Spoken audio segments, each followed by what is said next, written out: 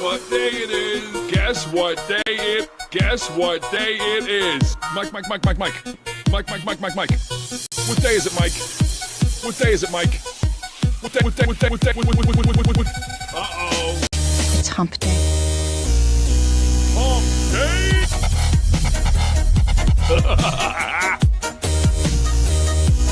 Hump Day? Huh? Anybody? It's Hump Day.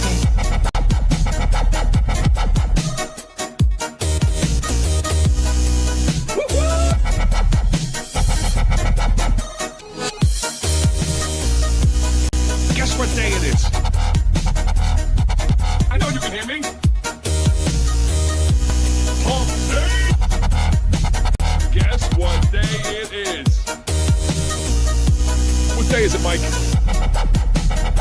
Happier than a camel on Wednesday. Hump Day. Get happy. Get omerglitch. It's Hump Day. Hump Day. Hot like a tamale. Look at that big ass. Damn. Big, juicy booty. Look at that big ass. Twerking.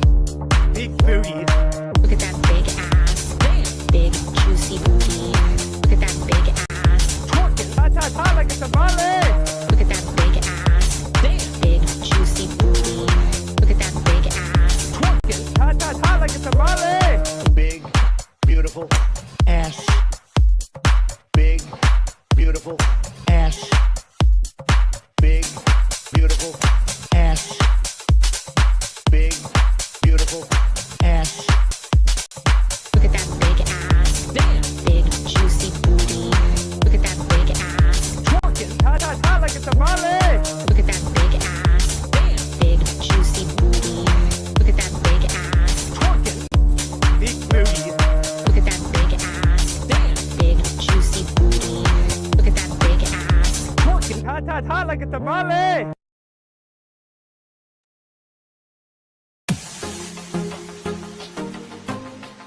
Guess what day it is? Guess what day it is?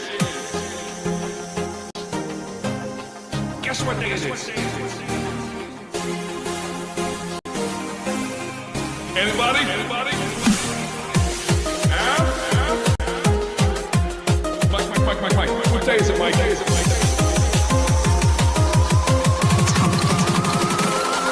Hump Day. Hump Day. Anybody? Uh-oh. Hump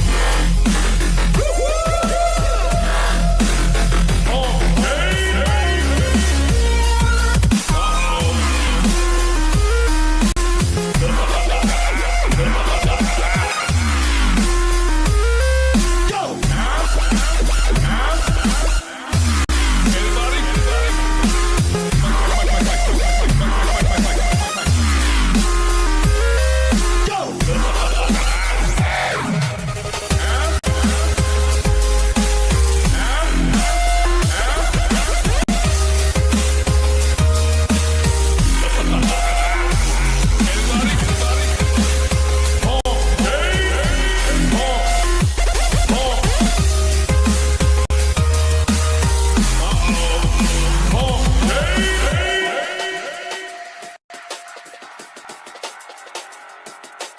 Guess what day it is?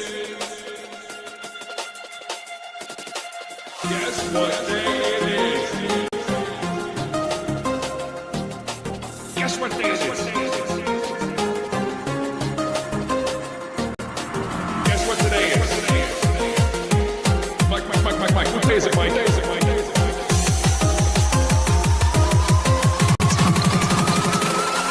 Hump Day. Hump Day.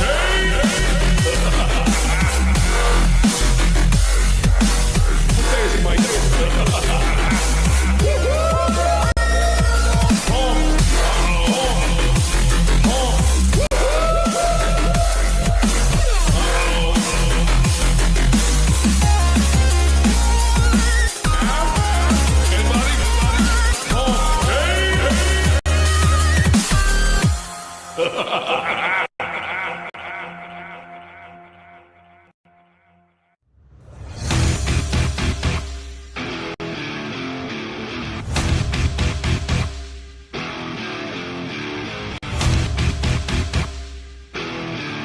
It's Hump Day! Let's go! Omerglitch! We're bringing it on the Hump Day! You know you want it, you know you need it! It's get the humper time on the Hump Day! Let's go! Let's go! Hit the like, hit the subscribe, hit the faces! Oh, baby! Hit the party poppers, hit the hundos, hit those lows in the chat. Do it now. Hit the heart toes. I want to see it all, baby. Give it to me. It's on the Hump Day. Give it to me. Oh, yeah. Let's go. We're going hard. We're going glitch tonight. We're going glitch. Res requested by our homeboy in the chat. Saboteur Comics. Welcome to the show. Al's here as always. Thanks for being here. Muchos apreciados to you. Dale in the chat. We got Thanks for it though. He says it's Hump Day. Camel.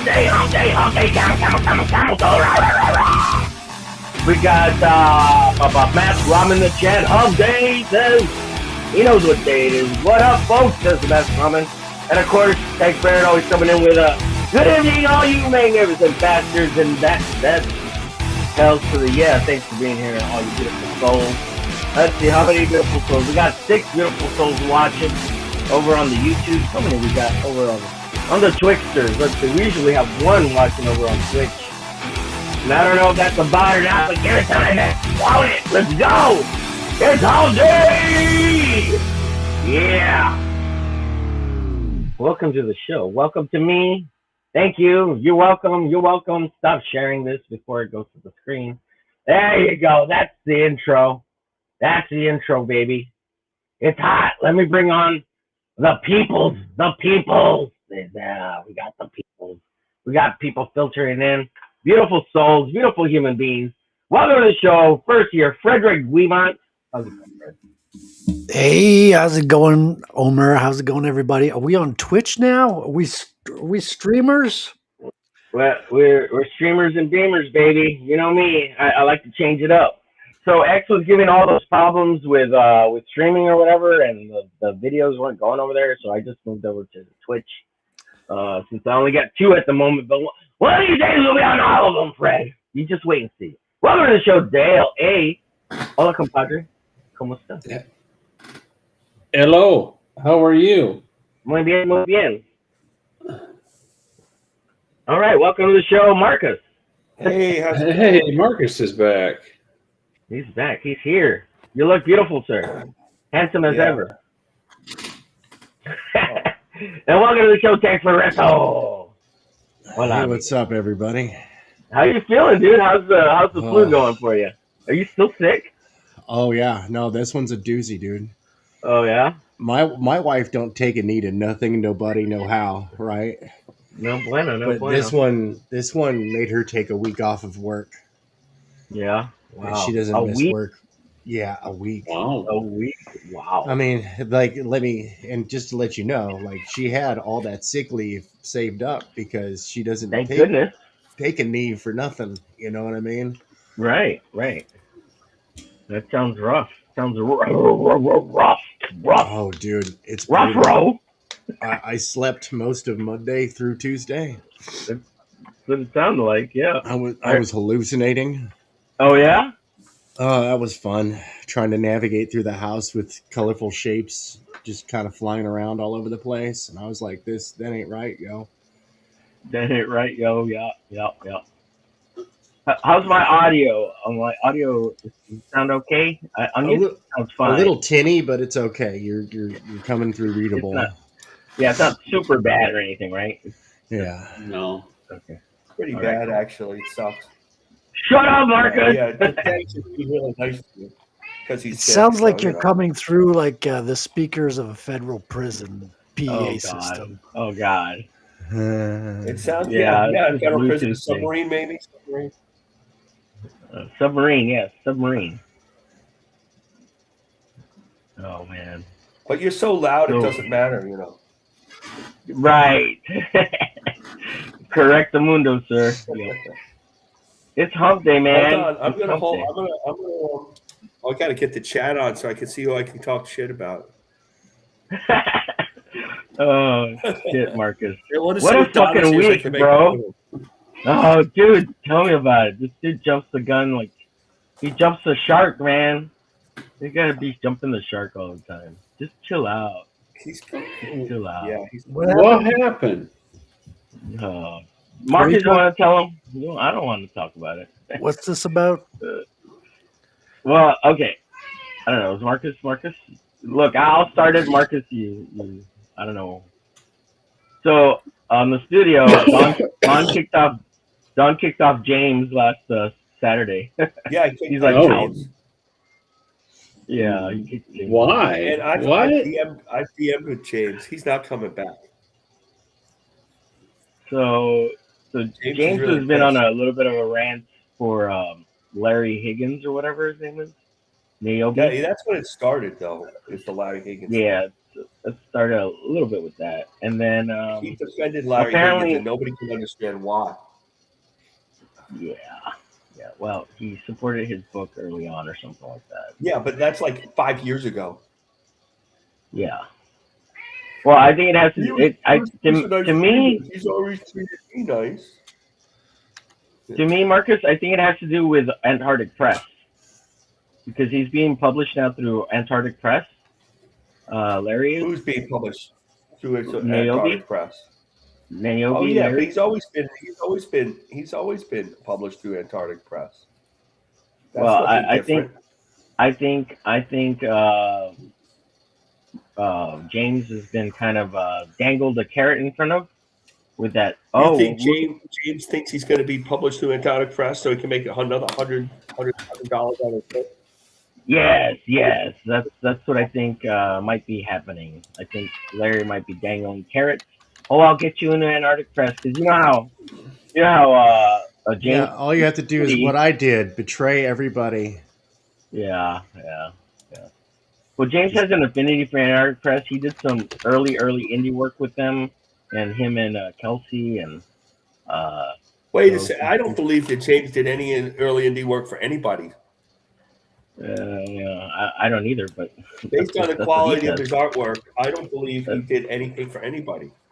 That's what he says. Remember? I'm sorry. I hate to be like that, but now that where are the books? What are the titles? What are the books? What are the titles? Right? I want to know if Kelsey knows his name. Oh shit! So anyway, Don kicked him off. Don kicked him off because he felt disrespected the second time around when James told him to fuck off or whatever, and it's reasonable, right? But still, that should have been a conversation they had first before. Doesn't Don have bigger problems right now? Yeah, I would think so. You would think so, yeah. Speaking of bigger problems, yeah, his roof is caving and he's living in black mold. If you can help a guy out, which James probably would have if he hadn't been.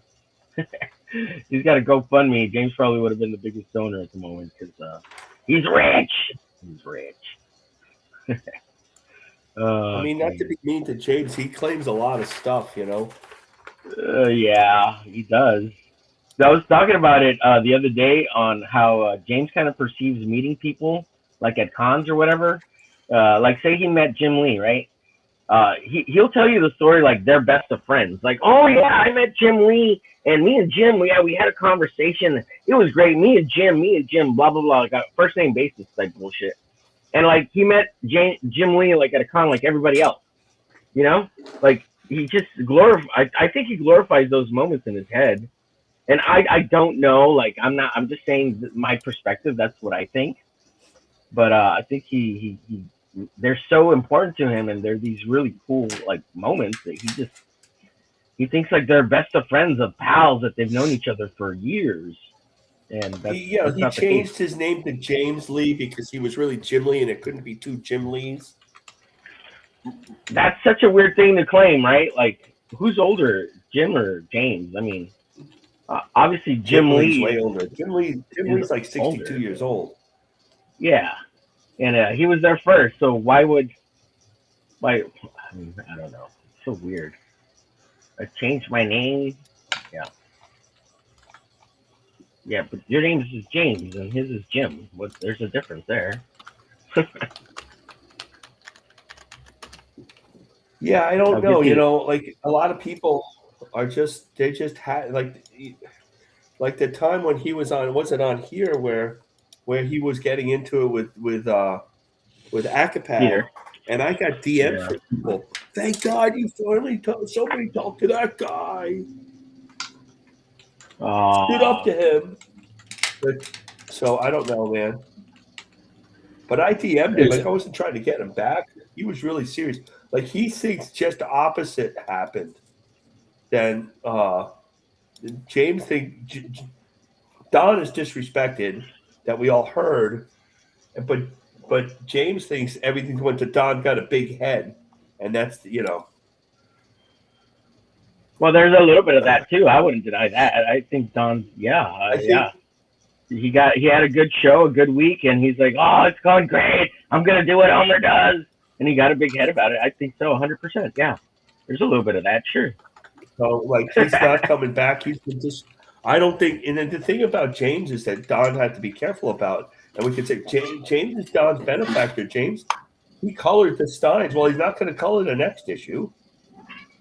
Yeah. Or a guy who doesn't have any money, he can't be pissing off people who employ him.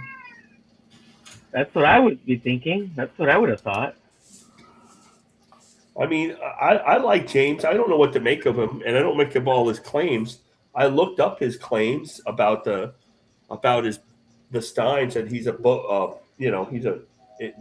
Grok doesn't think that he sold that many books, or is it the 100,000 copies combined? 100,000 copies combined, Marcus. Yeah, but he keeps saying it. I mean, I don't know. Yeah, I don't know either. I mean, I don't. Yeah, but has Grok read Amazing Fantasy 14? Is James in that?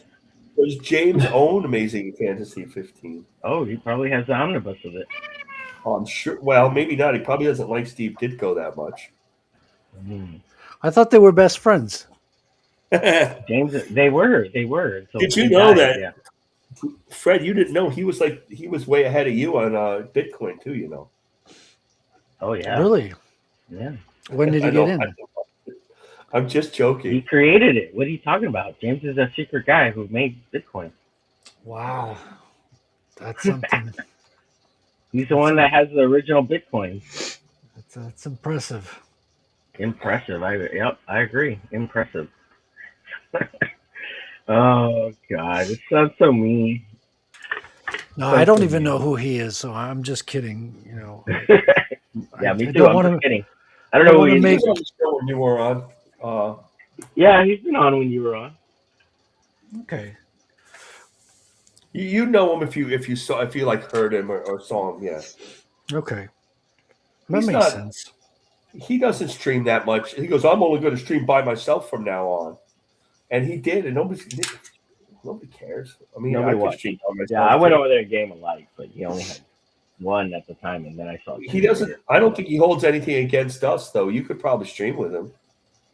Yeah, he's invited here. He's in the group. He can come in whenever he wants. I think he's in the big group. Unless he left, I don't remember. Let me check. I didn't kick him. I mean, I don't kick nobody. Well, take it back. James coming on the show tonight? I did kick two people. Don almost kicked you. Yeah, well, like way back, right? No, during this whole drama, he was like, "You could go." Oh yeah, you can leave too, or yeah. I was like, wow. Bitch, I never quit you, bitch. You have to kick me.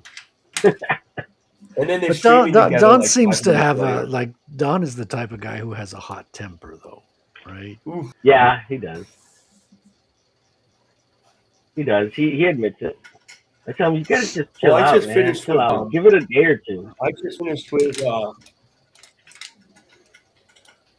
Aaron Lepresti's stream. He launched his new book, Barbaric Adventures. Yeah, everybody's launching now. It's crazy. Well, yeah, this is the best time of the year to launch. We just best time of the year to launch. Yeah, we just came out of the worst period, so this is People are getting ahead of But yeah, taxes. people are getting their tax dollars back. I and just stuff. relaunched the Second Chance campaign as well. So I feel like I'm going to have to like not back everything because Mateo just launched a book that's Well, in Barbaric Tales, he has it's a 64-page book that's going to be 8 by 10, the size of Savage Tales or Savage Dragon, Savage Sword of Conan magazine. The big book is going to be black and white with gray tones, like fully printed gray tones, painted covers, including one with Joe Jusko, David Williams, Dan Lawless, and Aaron are going to have painted covers. It's 64 pages. And I thought it was going to be $40, right? Like whenever it gets a little big like that, $25. right. Like a regular price. 25 Nice. regular graphic novel. That's nice. I Yeah, thought it was but because it's gray tones. Yeah, the black and white helps bring the price down. A shitload. Yeah. So for a big Real guy, quick. like a bigger creator, that's a pretty. I think it's a pretty good value. Yeah, absolutely. Real quick, If you how like do your ads? Aaron's work? If you think Hold Aaron's on a work second, is Marcus. good, that's other issue. Marcus, shut up!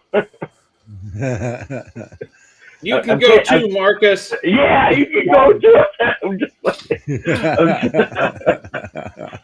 don't get Nairobi on me. Ah. Well, since Welcome to the show. Homer is like is streaming from a Nazi basement. I can't really hear him. He's in Hitler's bunker. Oh, That's where he's God. Right, that's what I meant to say. Real quick, Halder asked, did you work more on the Rooster Fighter piece? Or yes, Halder, it's right here. And this is going to YouTube when I finish it. I'll Copic color it so it looks real badass. Oh, dude, thank you. That reminds me. Rooster Fighter. Yeah, I worked on it earlier. And then if people are interested, make sure you go check out Hell War over by Mr. Oh God, somebody help me. Matt Burke, Matt Merker. I am not familiar with this. Burkamecca. Oh, look, it's Fred. We'll go back to Fred in a second because he's drawing big boobies. But go check out Hell War, and I will bathe in your blood. Your blood. Look at that. It's fucking awesome. I did a good job on this piece. Fucking knocked it out of the park. I beat Preston Acevedo. Go get some ass, Acevedo. Go eat ass. Because you suck balls compared to me, Acevedo. And I'm just kidding. Yeah, we got Hell War here. Like Preston Acevedo. Yeah, he's good. Yeah, no, I'm just teasing. I'm just jealous.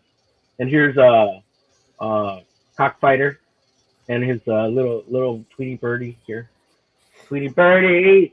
All right, so let me get through the chat real quick, and I'll cycle through. If you guys want to share stuff or chit chat or whatever you want to do, let me put Frederick here. What are you working on, Fred? What's this?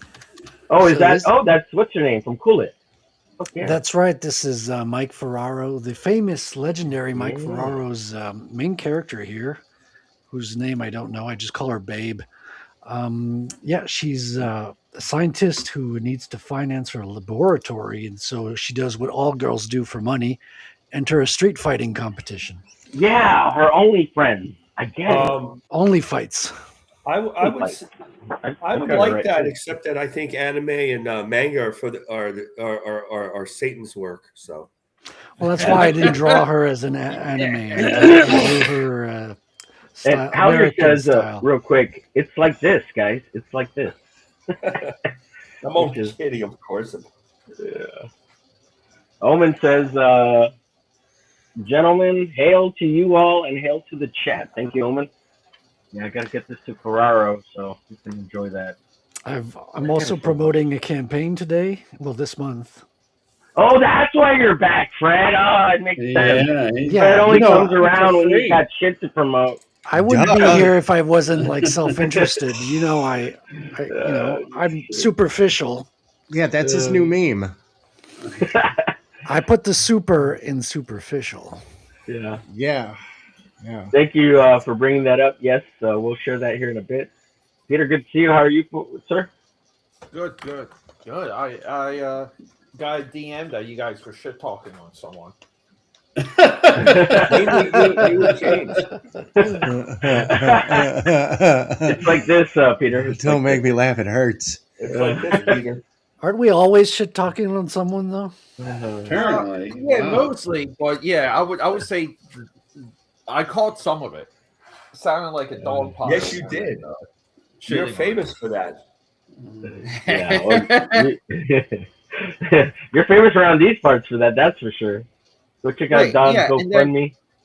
Yeah, and Go ahead, and sir. real quick. Was James claiming to do artwork or something for AP for Antarctic Press? Early on, there was some projects he worked on. Well, he told me. I don't know. We there's probably a stream somewhere where he was talking about it. Where it was just me and him. Yeah. Or it fell through. It didn't get done. Something like that. Something with Kelsey. Yeah. Something they submitted but didn't get picked up. I think he does have a pinup in something way back when. Or like a pinup, but other than that, but nothing in like a real solicited capacity, though, right? Right. That's okay. Yeah, because I caught some of that, and I was like, I gotta talk to you guys about that because I don't think that. Listen, he claims to be a New York Times best-selling author. Yeah, it's laundry day, boys. We're putting out the laundry. Wow, that's impressive. He sold over 100,000 copies of the Steins novels. Really? Mm-hmm. That's the claim. Wow, that'll buy you a lot of Bitcoin. Yeah, I was gonna say like that's not so far fetched of a claim, to be honest. And I'm not taking any sides in any of this nonsense, but that's not so far fetched to claim because look, what is it? Graphic novels, trade paperbacks, they sell an order of magnitude more than comics. And but prose it's books. It's a novel. It's not a graphic novel. Yeah, I'm getting there. Mm-hmm. And prose sells an order of magnitude greater than that on a bad day. Yeah, but I asked. Yeah. Oh, I see. I thought you were going to go down the road of how, like with the. You're right. You're right, though. But yeah, I thought you were going to go down the road with like the niching, like the way how they can drill down into a topic. Oh no, I'm just talking in general. Like because like sometimes you're right about that. Like, because I know a couple like PR people that wrote books on like PR and self-improvement, and like you can, for like Amazon for example, you can get like a category of a category of a category, and then like you kind of get the publisher to buy your own book, and then you get ranked on Amazon. And with the New York Times, like it's very similar to how that can work. Like it's not the overall selling book. It's like 5 categories deep off of like whatever. So right. Like, as far as bestseller lists, I mean that stuff's so like, dude, they're so proprietary about how they. I don't know if that's actually a bestseller list or not. There's been a lot of controversy over that for a long time. Yeah, there's always that's true with that stuff. But I mean, like people kind of pay to get ranked, but the books have to kind of sell too, though.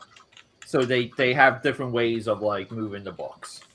But like like places like Ollie's and all that, like that's why Ollie's has so much cheap stuff, because they diamond everything out to like a retailer.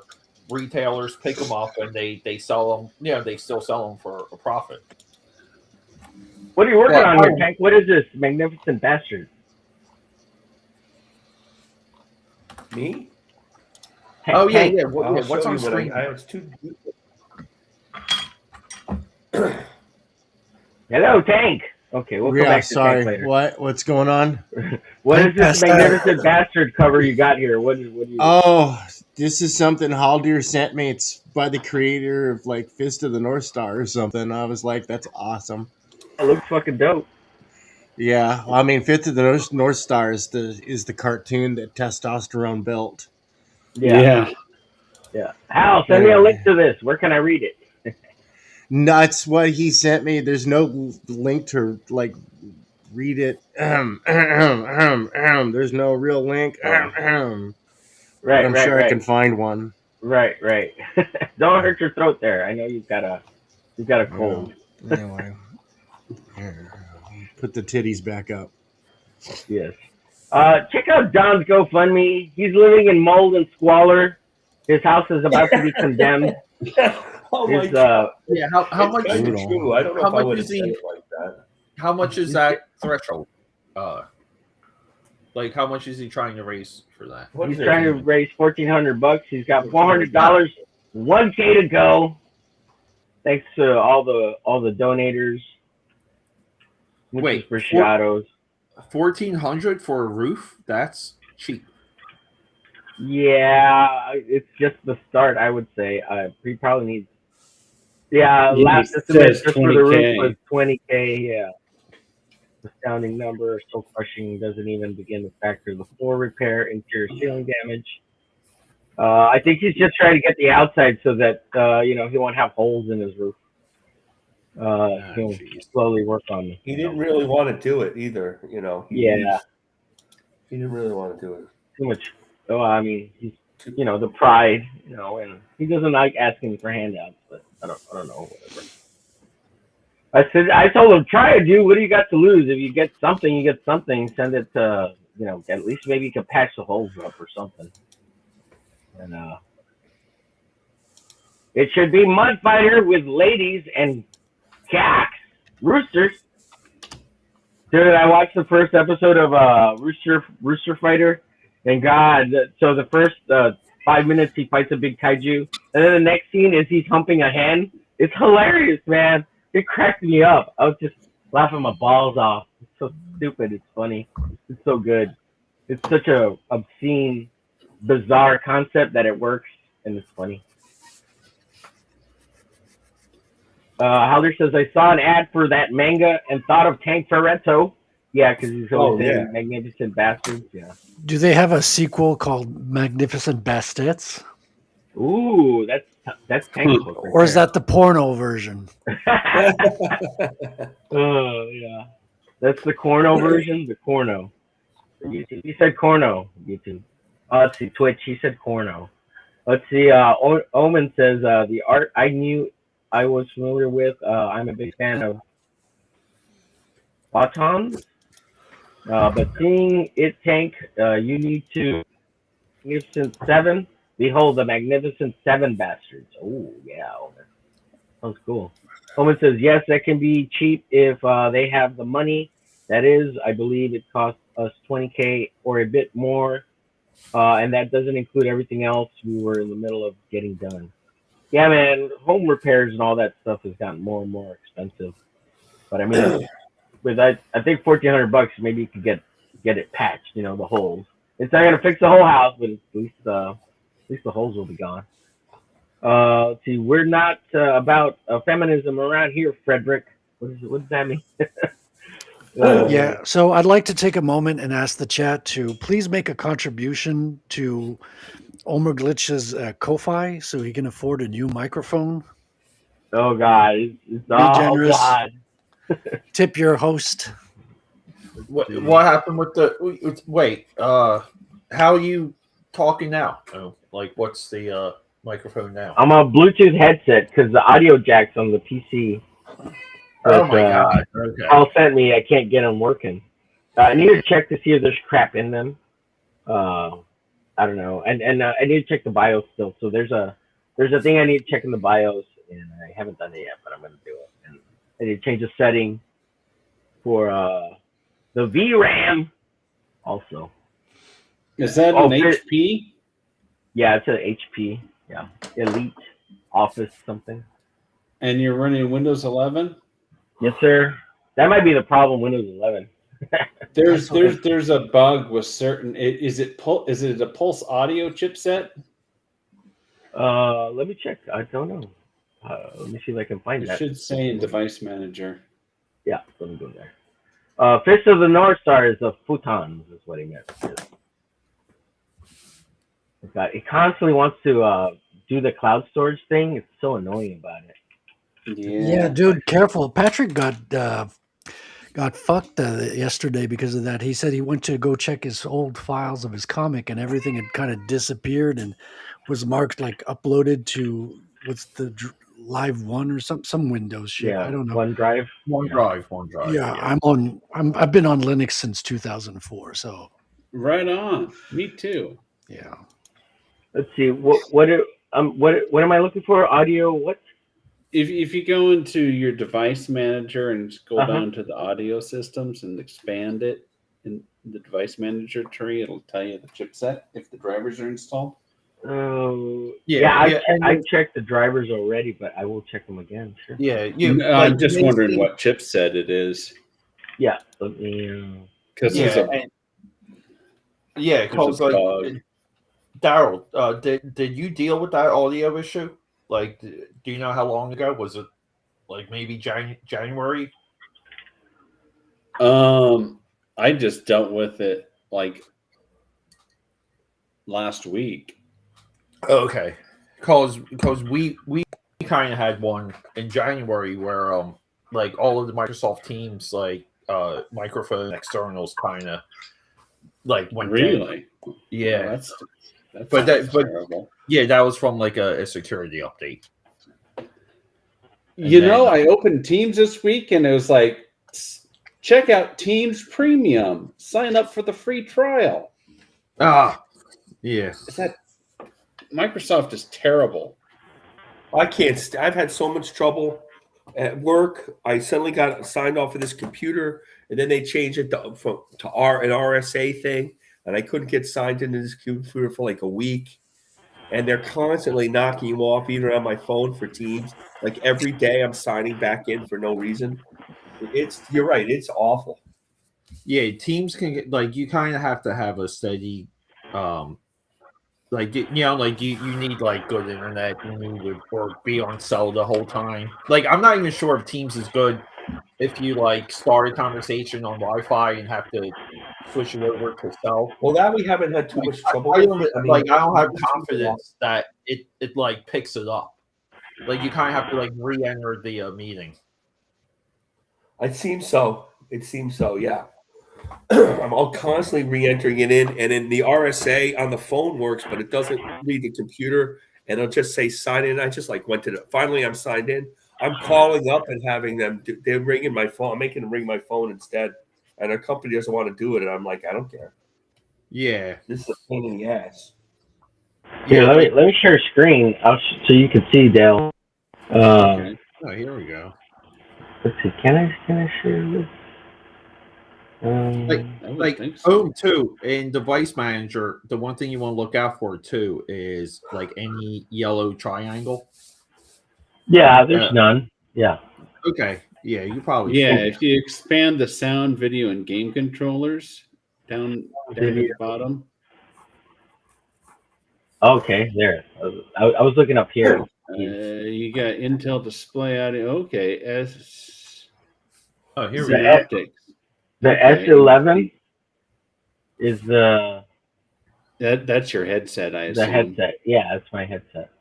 And you got a microphone in your webcam. Yeah. And then you got your HDMI on the Intel display. Synaptics, huh? Yeah. Well, it's not the Pulse Audio bug. It's something else. Yeah. Okay, let me stop sharing. Have you tried other pieces of equipment in that same jack? No? I'm sorry, say again? Yeah, like have you tried other pieces of equipment in that same port that's not working or?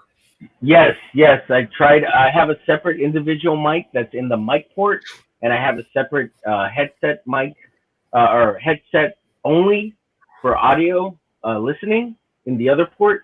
See, the two ports it has, it's a separate microphone port and a separate headset port. And then I tried a wired headset that has the mic and the headphones together in the headset port. None of that. Well, the only thing I got to work was the headset by itself to listen.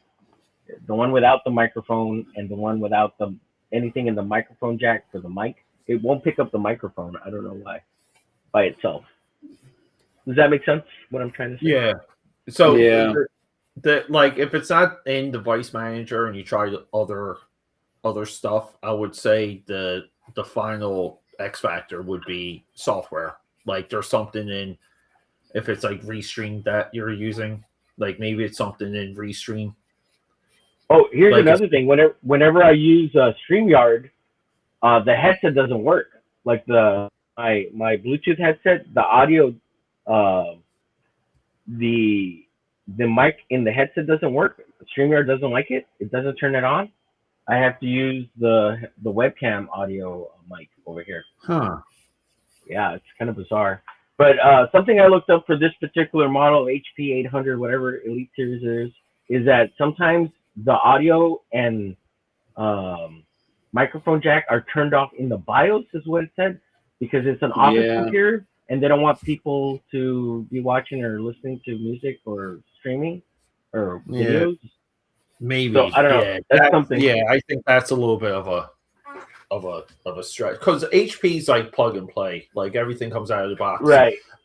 Like what about like the HP? Because HP has proprietary drivers too for some of their onboard stuff. I would just go to HP. I did. I downloaded those. Yeah, I reinstalled them. Yes, sir. The Synaptic. Yeah, and then what's the nature of the PC? Is it new or is it It's refurbished, scavenged, used PC. Okay, well that could. But be Halder did a fresh install. It's flawless, man. Windows 11, he stripped it down, or he's on the stripped down version. It's flawless. It works great. Like there's no real issues. Only thing is getting kind of used to the UI because shit's in different places, but it's all the same. It's a little bit annoying in that sense because I'm just not used to it between Windows 10 and 11. They made it look more like Mac and trying to make it look more premium, but I don't care about any of that. Just fucking make it work. Yeah, and then I would say potentially, like if it got tested before it got sent out, So yeah, I don't know if you checked the audio or not. Hal, did you check the audio and mic? I would say make sure when you send Rex's, when that one gets ready, make sure you test the audio and the mic for him because he's gonna go nuts if he can't just plug it in. Yeah. What is Rex streaming on? Say again, Marcus. What? What is he? I've seen him streaming. What is he streaming? Oh, he's streaming on that computer, but he only streams for 5 minutes and then it overheats and turns off. I think it's overheating. Oh, I see. Yeah. I see. Omen says, speaking of police, did you hear Afro Man won his case against them? No, yes. Yeah, that was pretty glorious, man. He not only did he win, like he made like banger videos out of every officer that kind of like went in and did it was a terrible raid on his house. They went in, they turned off the camera, they stole a piece of cake. They took possession of his money. They only gave part of it back. It's pretty bad, like police. Talk about Afro Man. Yep. Dude, he just won a great victory for the First Amendment, dude. That guy is an American hero now. Yeah, he went from one hit. Dude, he went from one hit wonder to American hero. Yeah. Well, corrupt cops, right? I mean, fuck all those guys. Yeah, no, dude. You know? Like if you're gonna be a cop, be a good cop. You know? Well, it was more than just being corrupt as well. They kind of gave off the Keystone Cops vibe. They were all kind of a little bit ridiculous. And Afro Man would just like made fun of them in the most Afro Man way possible. You got to watch his videos when you get the time, man. It's funny. Yeah, I don't know who he is. I've never heard. He's a comedy rapper, right? He makes funny rap songs. That's I his think whole thing. He was featured in one of Jay and Silent Bob's movies. I think he's like. Isn't he the guy who does I Got High? Yeah, then I got high. Then I got high. Then I got high. No, that guy. Yeah. Yeah, that's a funny. I always thought that was like Method Man or something. I had no idea that wasn't someone more well known. No Method, just an Afro. Yeah, sure. Yeah, he gave them the business. Yeah, and he it's funny as fuck. As you say, like a champion of the First Amendment in the best possible way, turning a bad situation into a good time. He literally says that in the You court. know, and it's one of the most important. People cite other things, but it's like that is probably the most important part of the First Amendment is to redress grievances of your government. And if you can't do that, then you're kind of screwed. Yeah. Well, most governments don't even have a First Amendment. I think nobody has a First No, Amendment except for us. no, nobody does except for us. Yeah. They're, You hear that, Fred? You hear that, Fred? So You got no, more rights than Canada. you, Fred. Canada's great. I have no grievance against Canada. I have nothing bad to say against our prime minister. That's They right. are infallible Yeah, and you perfect. have to This say is the that, Fred. greatest country. This is the greatest We're country gonna put you in the ever goulash, to sir. living. You know, Put you in the goulash. Yeah, that's right. In the goulash, not the gulag, the goulash, The because goulash. Yeah, the goulash. They're gonna put you in the goulash. Yep. I for one embrace our Canadian overlords. Oh, Canada. Oh, Canada. Negative. Negative, Ghostwriter. Negative. No, and everybody had so many hopes riding on that new PM, dude. Oh, jeez, man. What are you kidding? He's the worst one. Yeah, dude, he really is. They literally imported him from England. He did not live in Canada. He flew over here to be prime minister for a while, and then he's going to fly back home where he lives in the UK. Yeah. Hank, you got 2 sold copies already by Omen for your new book, The Magnificent Bastard 7. Seven magnificent bastards. Oh, 7. Oh, I like that. 7 Magnificent Bastards. Fuck yeah. Yeah, a retelling of the Seven Samurai, but I mean, there already is a sci-fi retelling of Seven Samurai called Samurai 7, and it's really good. It's a great Don't call anime. it the 7 Deadly Sinners. Thank you, Halder. Yeah, I'm holding out for like 2 Bastets, 1 cup. Look, so he reset the BIOS on this machine, so it can't be. I don't think it's the audio issue there. I just need to. Maybe there's something in the hole that somebody said. Like that was the first thing. Check the hole that Google AI said. I was like, why would I check the holes? But I mean, it makes sense. Sometimes people put crap in there, right? Maybe there's crap in there and you pull out. That's what she said. Check the hole. Oh, that's what she said. Carrie says, "Hi, Carrie.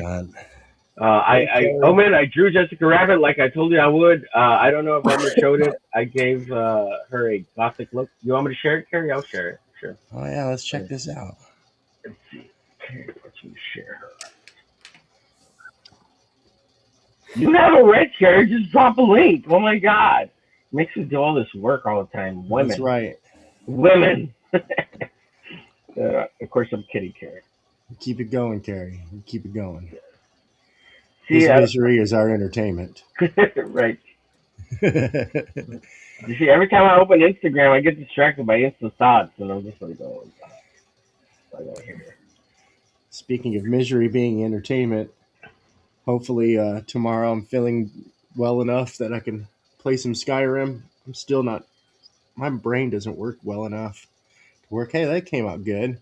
Yeah, it looks nice, right? I like that style too. I'm sorry, there's so much glare. Can't do nothing about it. Oh. Oh. You got LZ messaging me. So that's Gary's up there. Let's see what's up with this.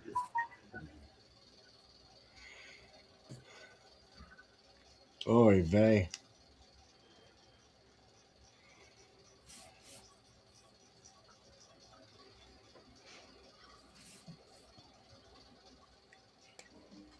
Well, gentlemen, I'm going to get going. All right, it sounds like you need to get some rest, buddy. Yeah, man. Take it easy. Get some drink some soup, some chicken soup. Oh, dude, I have been force feeding myself chicken soup an emergency, because they got the new emergency that's not just vitamin C, because vitamin C is just a delivery device. Yeah, you need some vitamin double D by the sound of it. Yeah, God, I could go for some of that. But yeah, no, like macro dosing, vitamin D, zinc, chicken soup. Dude, I made a broth earlier today that was full of onions and garlic, and because those are great antioxidants. Threw some mustard powder in there because mustard's really good for that. I have a tendency to, when I'm sick, I become a kitchen witch. Yeah, I think you can get that in gas form too, the mustard. Yeah, well, yeah, that one's a little spicy. That's good.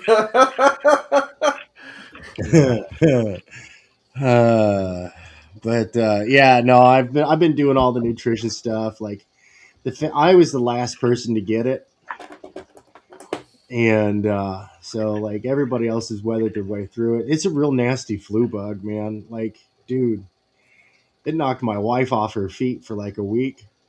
I'd never not in all the years that I've known her have I ever seen that. I've never seen her down for that You've never long. knocked her off her feet? Oh, I mean, I have, but not for that long. Not for like a whole week. Wow. Yeah, it's just a simple case of Irish little pecker. But The Irish little pecker. God. Anyway. All right, everybody. You guys take it easy. Have yourselves a great one. Some good rest, All right, man. Tank. Thank you. Talk to you soon. Appreciate you, Tank. Oh, well, you guys have a good one. You too. Everybody check out Tank Spirit over on X there. Hallie dropped the link in the chat. YouTube, go sign up to him. He's over 500 subscribers. He's just working on his watch time. He's getting there. He's going to get monetized here soon. Hell yeah, Tank. Good job, man. Good work. Obviously, Don has to play Skyrim. Right. Oh, geez, Omen. He says, honey or Dijon mustard available in gas.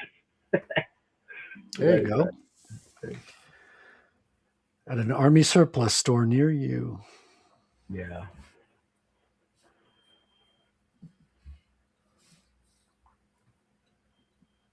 They shut down the army surplus store in my area. Everything's shutting down here. It's the beautiful thing about communism is, no more stores. It's being taken over by all the Muslims. A little bit. What we're getting here in Quebec Indians, right? is no, not here. The Indians are in Toronto, the West. Here we're getting Africans. Like Nick was talking about a couple of villages of Africans here. Like I now live in a black neighborhood. This city was all white when I came here.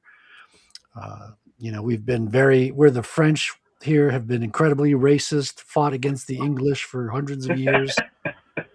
But the last generation has been brought up on anti-racist propaganda.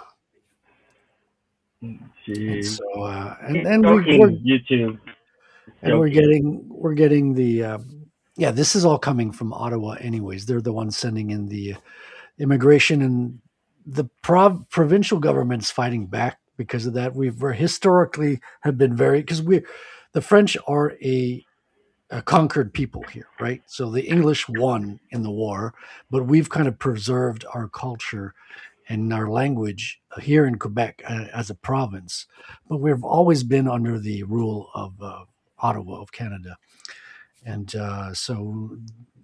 lately, this is only in the past couple of years, we've just gotten 10 times the usual immigration from what normal immigration used to be. So this is not normal. This is definitely questionable and worrisome in terms of numbers.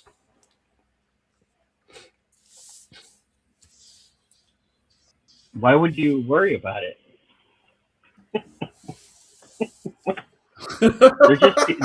they're just people, Fred. How attached are you to your YouTube channel? Pretty attached. I mean, well, then there's nothing to worry about. Don't mention that. Yeah, I could say the same transformation happened here in Philly with the sanctuary city Oh my status. God! No, yeah.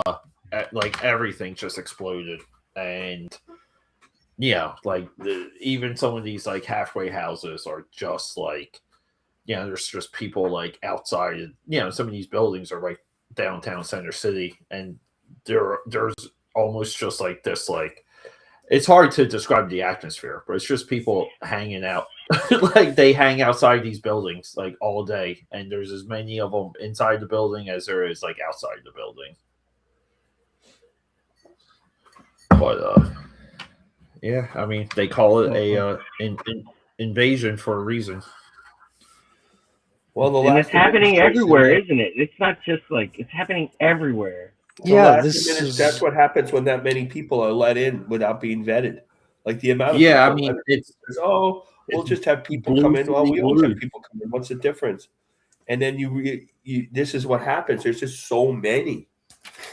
Yep, it's happening everywhere. There's Europeans. The West, yeah, it's happening everywhere in the West. Yeah, yeah. They don't.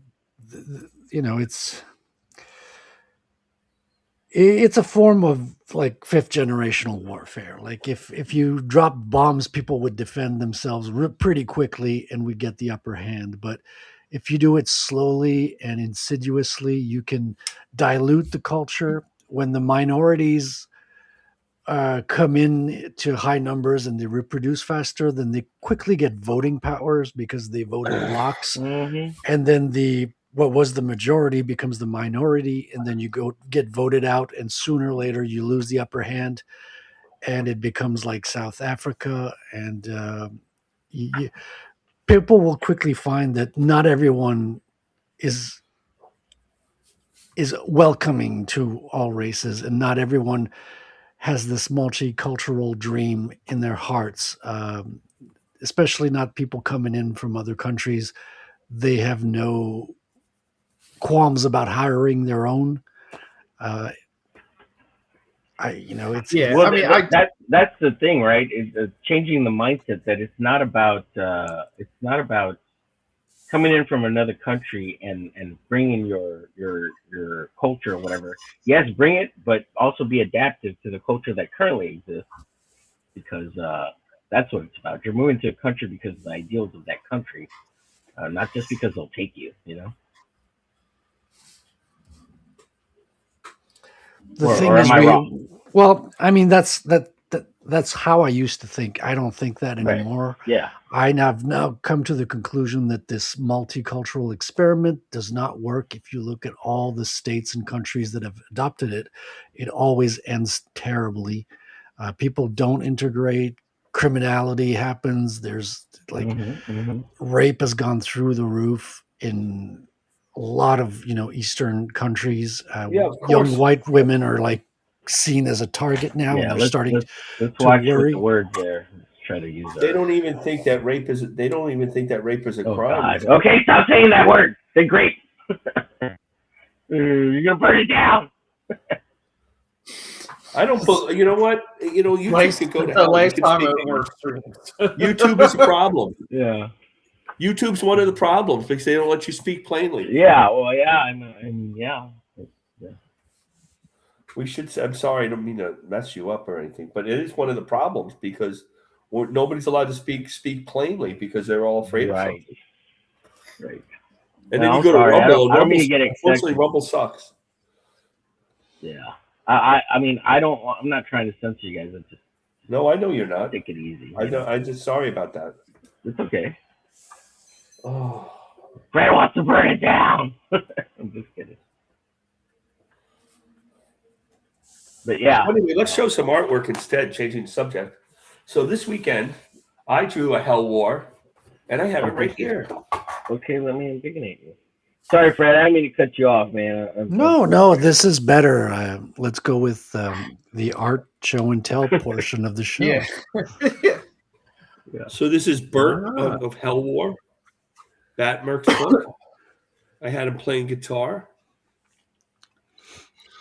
That's an axe guitar. Well, it separates, and one side is an axe, and one side is like a gun or something, or a sword. It's a sword. The sword, yeah. Yeah, I was looking through the. Yeah, that looks great, dude. I bet he can really shred with that one. And also this weekend, I have a commission to draw the Samaritan from Astro City on a sketch cover a guy gave me at a convention. And I realized I never did a sketch cover before. So Oh, I saw you I post. decided to practice. And so I drew the people, Phil Diaz's character. That looks great, dude. He gave me this book, a sketch cover book at What's Heroes up, Corey Con. I gave Barton? him $10 anyway. So then I did the people. Yeah, it looks awesome. Corey Barton's here. I want to show this off to Corey Barton. Let's see if. So now I'm drawing the Samaritan today. When I can show you something, I'm just doing a sketch of him first. That's such a great book too, Astro City. Oh, I love the Astro City. Yeah. Yeah. Like I kind of miss like reading that.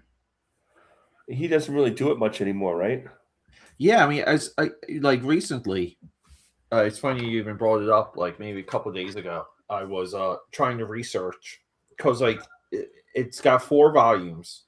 Volume 4 is like maybe up to issue 50 or like 45, and I was trying to like dig up because I know like Busiak ran into like health issues, right? Like I think. Yeah, he had like, health issues. Yeah, he had yeah. So like I don't know if like the series stalled for that reason, if it stalled for like the artwork, but it was always kind of like, reason. Yeah, it would always have like runs though. It would have a run and disappear. What's up, Mello? Yeah. So it's a great book though. Yeah, I'm not trying to interrupt you. I'm just saying hey to the chat. Yeah, no, it's okay. Yeah, it's all right. Yeah. Talking Astro City. Yeah, and then is anyone following the Alex Ross drama? I saw his thing on YouTube. I watched it. But I haven't heard that. Can you fill us in a little bit? Yeah, I guess he got he got kind of in some online arguments about people comparing Kingdom Come to Twilight of the Superheroes, the Alan Moore pitch. And because I guess like what's happening is a new generation of people are discovering Kingdom Come, and they're I guess when they're researching Kingdom Come, this is all like internet stuff. They're finding the Twilight of the Superheroes pitch from like 1986, and they're saying Alex Ross ripped off Alan Moore. So Alex Ross did what you should never do. He did this like explanation video where I saw that. Yeah, and he doesn't come off like he does state his case, but it's not as like if you watch that video and you watch a Eric July monologue video, you see the difference. Like you see how well like rehearsed and written the Eric July explanations are, and like it's just way better packaged. Well, Eric July doesn't tell the truth, so Yeah. Oh no.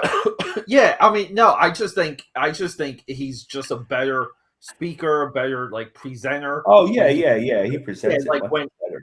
when he states his case, truth or not, and it's almost like I was watching that and I'm like, he is coming off a little bit like like he's on winning people over with that video. I don't think so. So now. Like thanks to the internet, the next generation is going to think Kingdom Come is a ripoff of Alan Moore. Here's the thing about Kingdom Come though, and Marvels, they both had something to do with Alex Ross, not so much the writer. The writer's just transcribing Ross's story. Both of those guys made their big names on that. There was always a little bit of a back and forth on him and Wade too. Like even in the video, he says that he never had like issues with Wade, but he kind of did because of the billing. Like and even like back because door, Wade got billed over him, and everybody thinks Wade comes up with Kingdom Come, but Wade did not come up with Kingdom Come. Right. Yeah. Kingdom Come. Alex Ross came up with both Kingdom Come and Marvels. He's just not a writer, so he found a writer. What's Yeah, up? and It's Stilo. Good to see you in the chat. Corey, what did you think of the artwork? Did you see it? Oh, he said nice. Thank you, Corey. Yeah, I'm gonna scan and send it to you so you can use that as a sticker, and then I'm gonna add a background to it. Hey, what's up, Corey? Corey. I have a tendency to believe Ross, but because I had heard that he came with it previous, because I remember everything, but I can see the trouble that's in. I don't know that pitch by Alan Moore that well, but I wouldn't be surprised if it was similar. Yeah, but Alex Ross kind of nails it when he said that, like these are like obvious conclusions if you come up with a story like this. And I do believe like that is true, where like you're going to want the focal point to be Wonder Woman, Superman, some conflict, like like Batman's going to be in there, and he's got to be a extension of the DKR Dark Knight. Like, yeah, so like I think some of it is very obvious, and I think even like the way how they made Kingdom Come like a legacy, like a generational level story. Like that was kind of brewing in comics at the time anyway. Like there was somewhat of a revival of the golden age, like going out of the 90s, like coming out of the 90s. Speaking of revivals, Pete. Speaking of revivals, Derek says here, Kingdom Come just had an anniversary, I think. So maybe that's okay. Researching. Oh, maybe that kind of sparked some of the conversation then. Yeah, I never like repurchased Kingdom Come, and it's like one of those one of those books I just really should own, and I just I think I have the books, and somebody got me a trade. Lol. I know I had the comics. I still have the comics. Name saying. I'm not sure though. Derek says, "Way was it bigger than Ross, so he should have been billed higher." I disagree. Well, he's a writer. Writers should be billed higher than the artist. Yeah, I'm half kidding, but Wade, I heard, and this is just a rumor that I heard. Maybe Pete heard it. That Wade doesn't always write all that much. He lets the artist do all the work, and he just puts like the dialogue. Like he's like a worse than Stan Lee.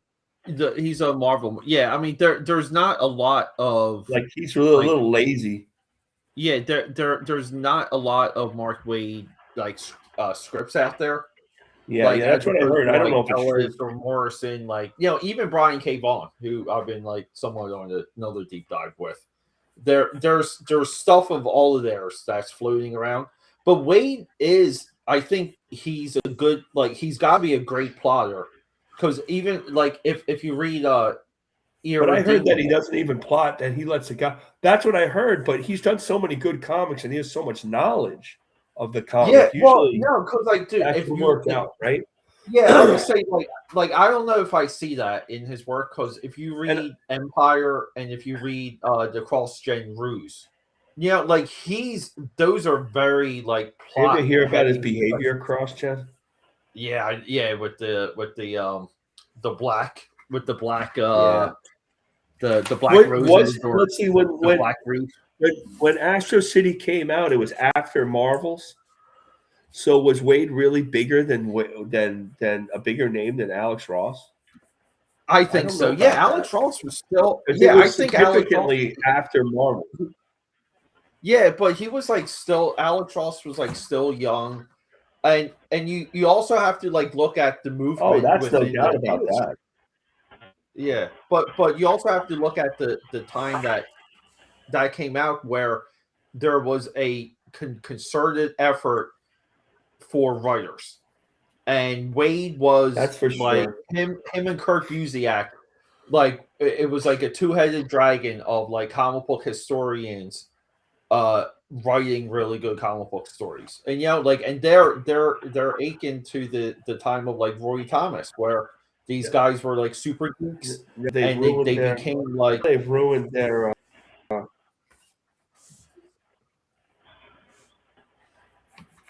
right. I think you're right about that. Somebody's audio? Is it And me? they've ruined their reputation by Yeah, someone sounded like a robot. write anything anymore. Somebody was roboting. Was it Marcus? I think it was Marcus. Maybe. Real Mark. quick, I don't think it was. Corey says, "Sup, Frederick? Nice work on this piece. Looks like you're getting better at drawing anatomy stuff." Yeah. It looks like Frederick is leveling up little by little.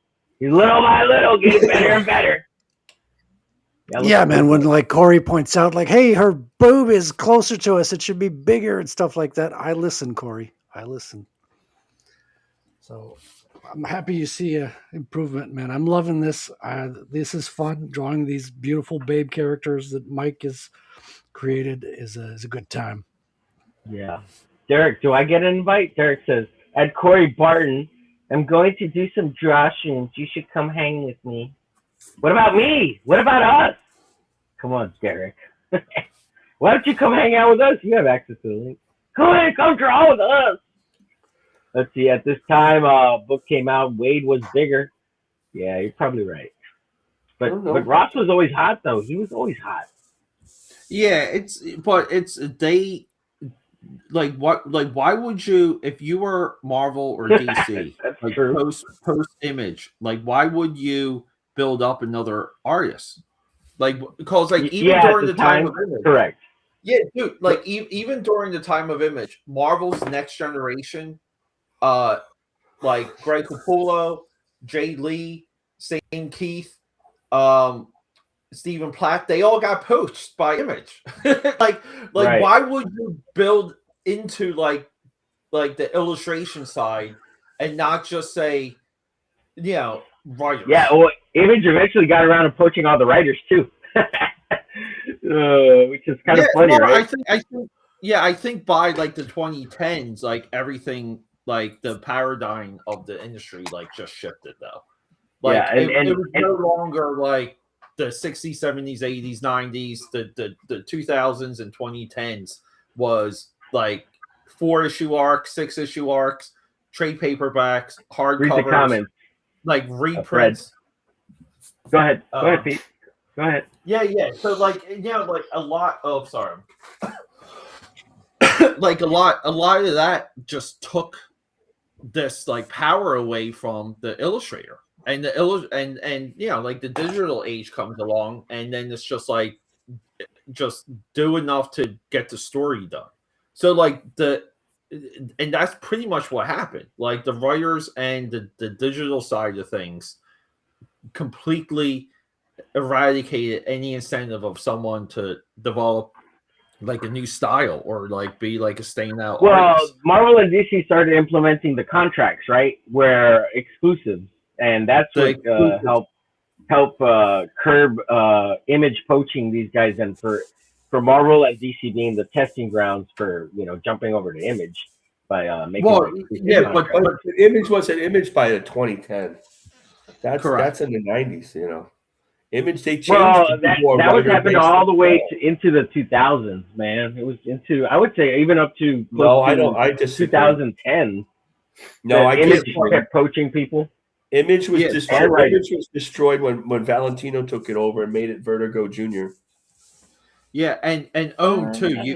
You also have to consider that those exclusives lend themselves to little competition.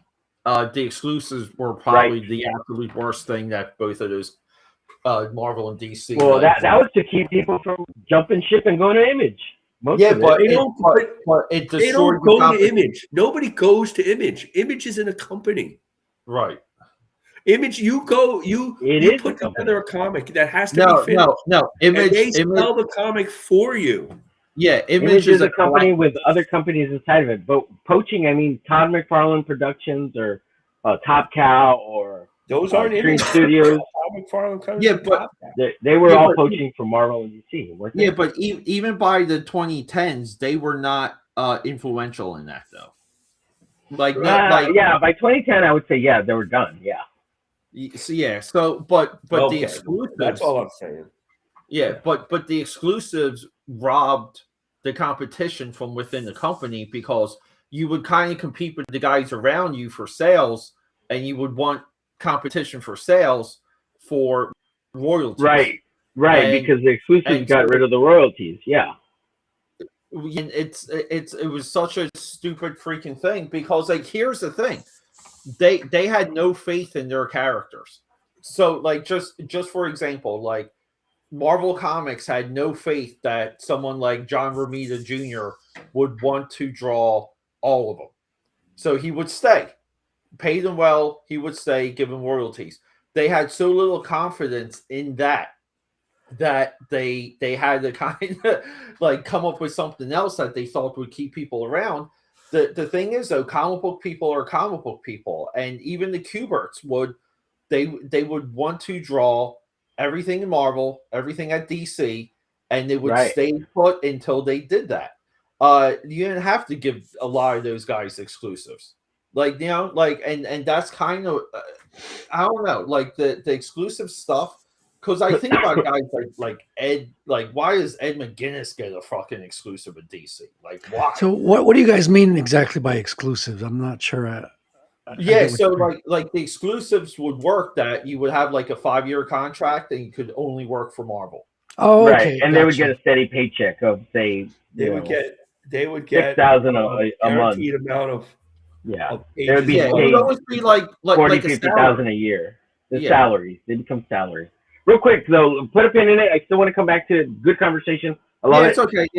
Yeah. Fred, Gory says, no, that one smaller boob should be a tad bigger. It ain't on that much of an angle. And then since we're going into Fred here, Rattel is up. What would you like to say about Rattel, or where can we find your comic or your second campaign thing? Right. Let me pull up the campaign and drop it in the private chat real quick while I tell you all about it. So this is the Second Chance campaign. Everything's done on the book. I'm doing like the pre-press for the kind of like Is it on your website real quick, Fred, so I can pull it up? No, that's the thing. You make me realize I have to go and upload it on the website. I'll do that tomorrow. But do we have a private chat in this restream? Down on the bottom left corner. Right there. Yeah, right. I gotcha. Private chat. Here is the link. So it's pretty much the same as the first campaign, Second Chance campaign. You got a choice of 3 covers. Collectors can get all 3 if they want. And this is going to be like a real fast turnaround. Like I said, all the art is done. The colors are in.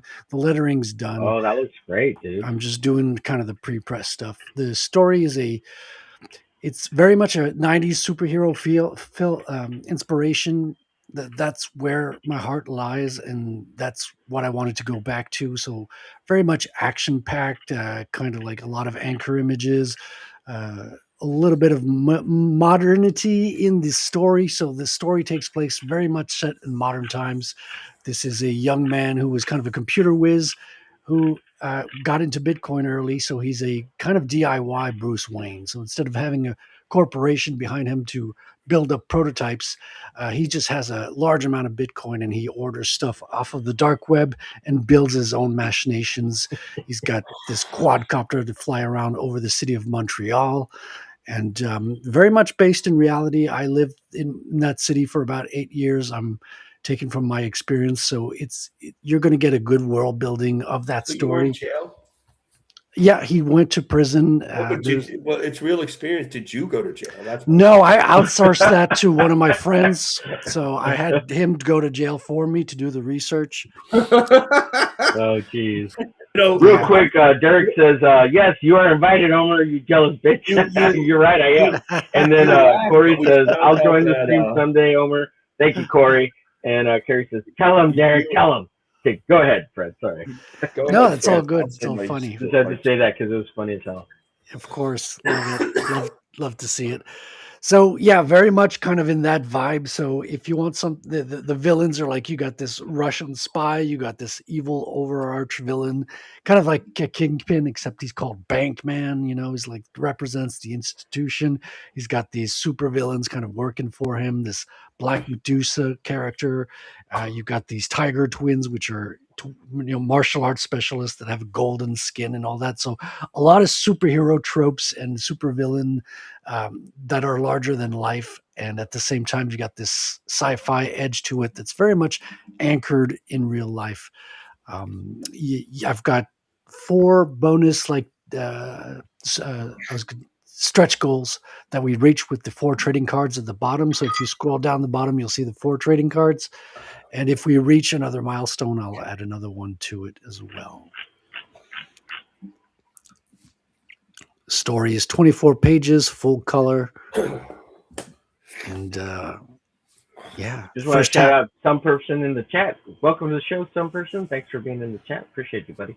Oh, that's literally his name, some person? Yeah. You've never seen him around? No, I thought you were just being generic. I'm just going to shout out some person. No. Shout out. He's a big deal. Shout out. Well, welcome. Shout out. Yeah. So check it out. Awesome. Thanks for telling us about your campaign. Well, is it the same video as before, or any updates on the video? This is the second video. So this one I got help with Salty to kind of refine it, make it more like Hollywood production style, and his co-host. Go ahead. And his co-host Savage did the voiceover on this one, so it's got more of a Hollywood trailer kind of vibe. Yeah, the Salty My Nuts guys, they helped you out. Yeah. Let me play it. Let me share it. We'll play it. It's good. I like it. It's good. Let's see. Welcome back, DLA. How's it going? Hey, yeah, sorry about that. I'm back. Okay, just make sure you're all right. I didn't know you left. Sorry. Carrie just subbed to Derek. Awesome. Glad everybody's subbing to each other, checking each other's stuff out on the YouTube. Make sure you sub back to Carrie. She's got a YouTube channel, and she puts stuff up there from time to time, supports campaigns, and does little reviews on comics and all sorts of stuff like that, and her creativity. Corey says, why did you go to jail, Fred? No, that was my old roommate went to jail. I pinned everything on him. I mean, he was the one who got caught. Wait, Fred, what's you up, were Will? on the Good to see you. studio the last couple of weeks, and we were joking around about guys going to jail, and Mike Ortiz goes, "Yeah, I did some time." I'm like, "Whoa, Mike!" Yeah, that was weird. That's the whole story of what how that doesn't necessarily surprise me. Which Mike said that? Yeah, it's, Michael Ortiz, creator of Arachnus. We created. Oh, okay, that's funny. We were like, "Oh my god, what is going on here?" Damn. Dale said it doesn't surprise me. Wow. Yeah, I'm kind of with Daryl on that. Yeah, because like clearly, like I will tell you one thing. Clearly, if you read their letter sections in Arachnid, if you read what they write about their like lateness and like they would every single new series, it would be like, oh, we sold really well. We're getting a lot of attention from you guys. We're like doing this and doing that, but sorry about the lateness. And it's just like, what are you doing with the money? I'm in prison. I'm drawing. It's like Mario Belli. I'm drawing a comic from prison. An orifice. It's like something is happening with the mismanagement of like, and I'm not saying it's all related, but like sometimes you can kind of like see things. You can see. Well, they're young and dumb, Pete. And when you're young, you're dumb and you don't know how to handle money. I mean, it happens. It's really funny. Being young, But it was really funny. Nobody taught you how to manage money. Yeah, let me play this trailer real quick, I gentlemen. apologize. Let me play this trailer real quick. Our world is crumbling, and most people are blind to it. A young computer whiz named Rainy decides to stand against the rising tide of oppression, only to find himself under the boot of those behind it all. Incarceration only proves to refine his resolve. Divine intervention takes away all fear from him. In order to fix a broken system that enslaves us all, there comes a time when good men must ignore bad laws. Rainy dons a mask and becomes Rattel.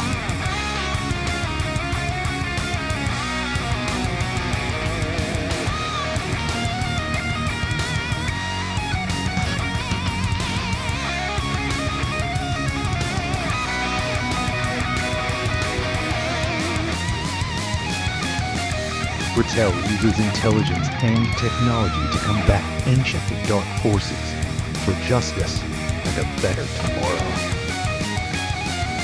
Will Rattel take down the technocratic tyrants who harnessed an ancient evil, or be crushed by an invisible hand?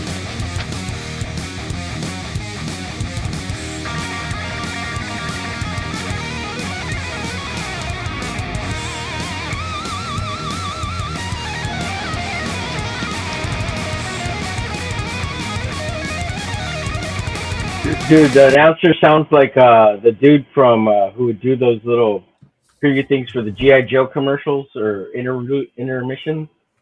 Yeah, Yeah, he sounds good. he's got a good voice, man. They're from they're from L.A., like they're from Hollywood. Yeah. sometimes. It's a little too overproduced for me. Like I want a little more grittiness, only because I think it would fit your style a little better. But it's real slick. I like it. It's cool, but a little too slick, you know. Like it needs a little grit. Which is what I've always kind of seen you as.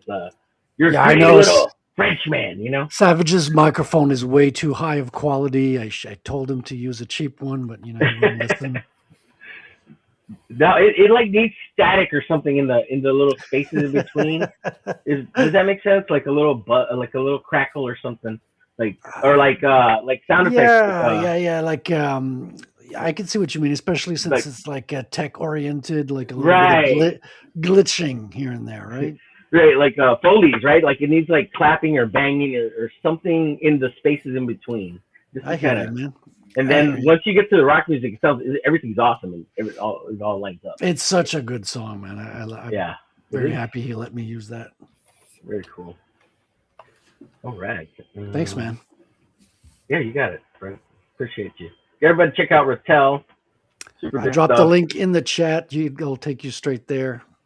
Hell yeah. Right on. Put it on the website, baby. Put it on the website. Yeah, we'll do. Okay. Carrie doesn't want me to. I won't push her YouTube no more. You're not a creator. She's not a creator. I'm sorry. I thought That's what Homer does, Carrie. I'm sorry. Yeah, that's what I Natural thing. I'm sorry. Don't subscribe. Unsubscribe to Carrie. I'm gonna go Subscribe, with Carrie. right now. What's up, Wargor? So he's a Bitcoin fueled version of the Green Goblin. Yes. Yeah, a little bit of that. Yeah, for sure. Oh, People have been that's preparing. funny.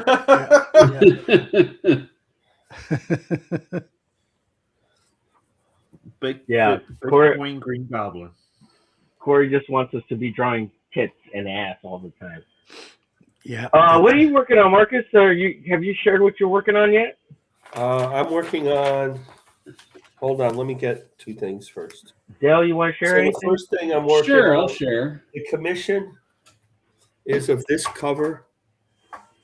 Oh yeah, that looks cool. Yeah, It's Superman 280 from 1972, Nick Cardy cover.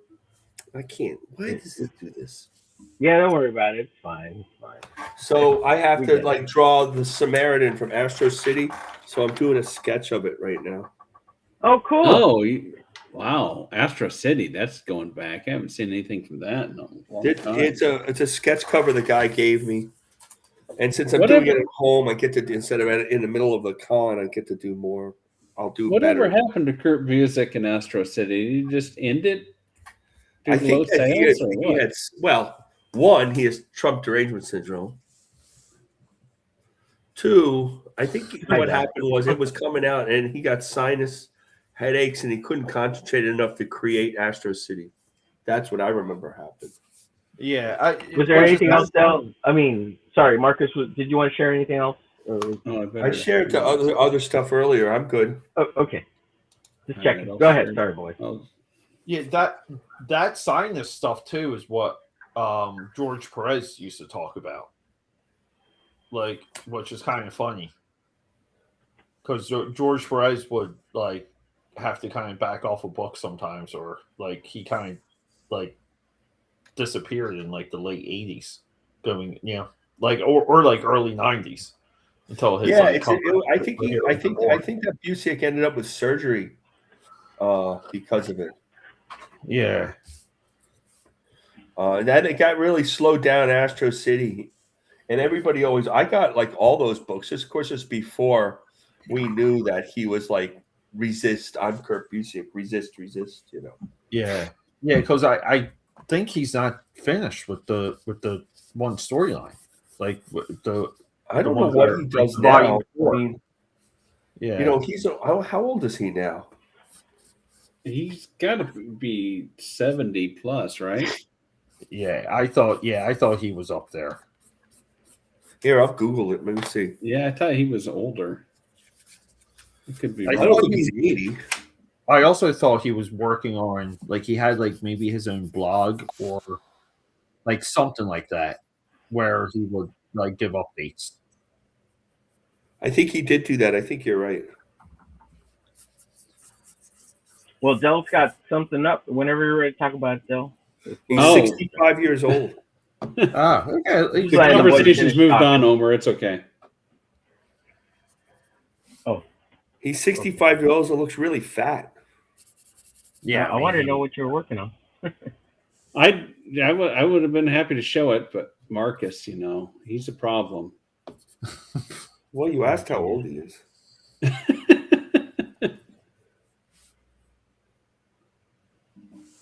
Go ahead. Yeah. Sometimes Marcus thinks this is his show. When I'm on every show, they're all my show. That's right. That's right. You tell him, Marcus. Did you want to share again, Dale? And give us. All right. Yeah, I'm on page 9.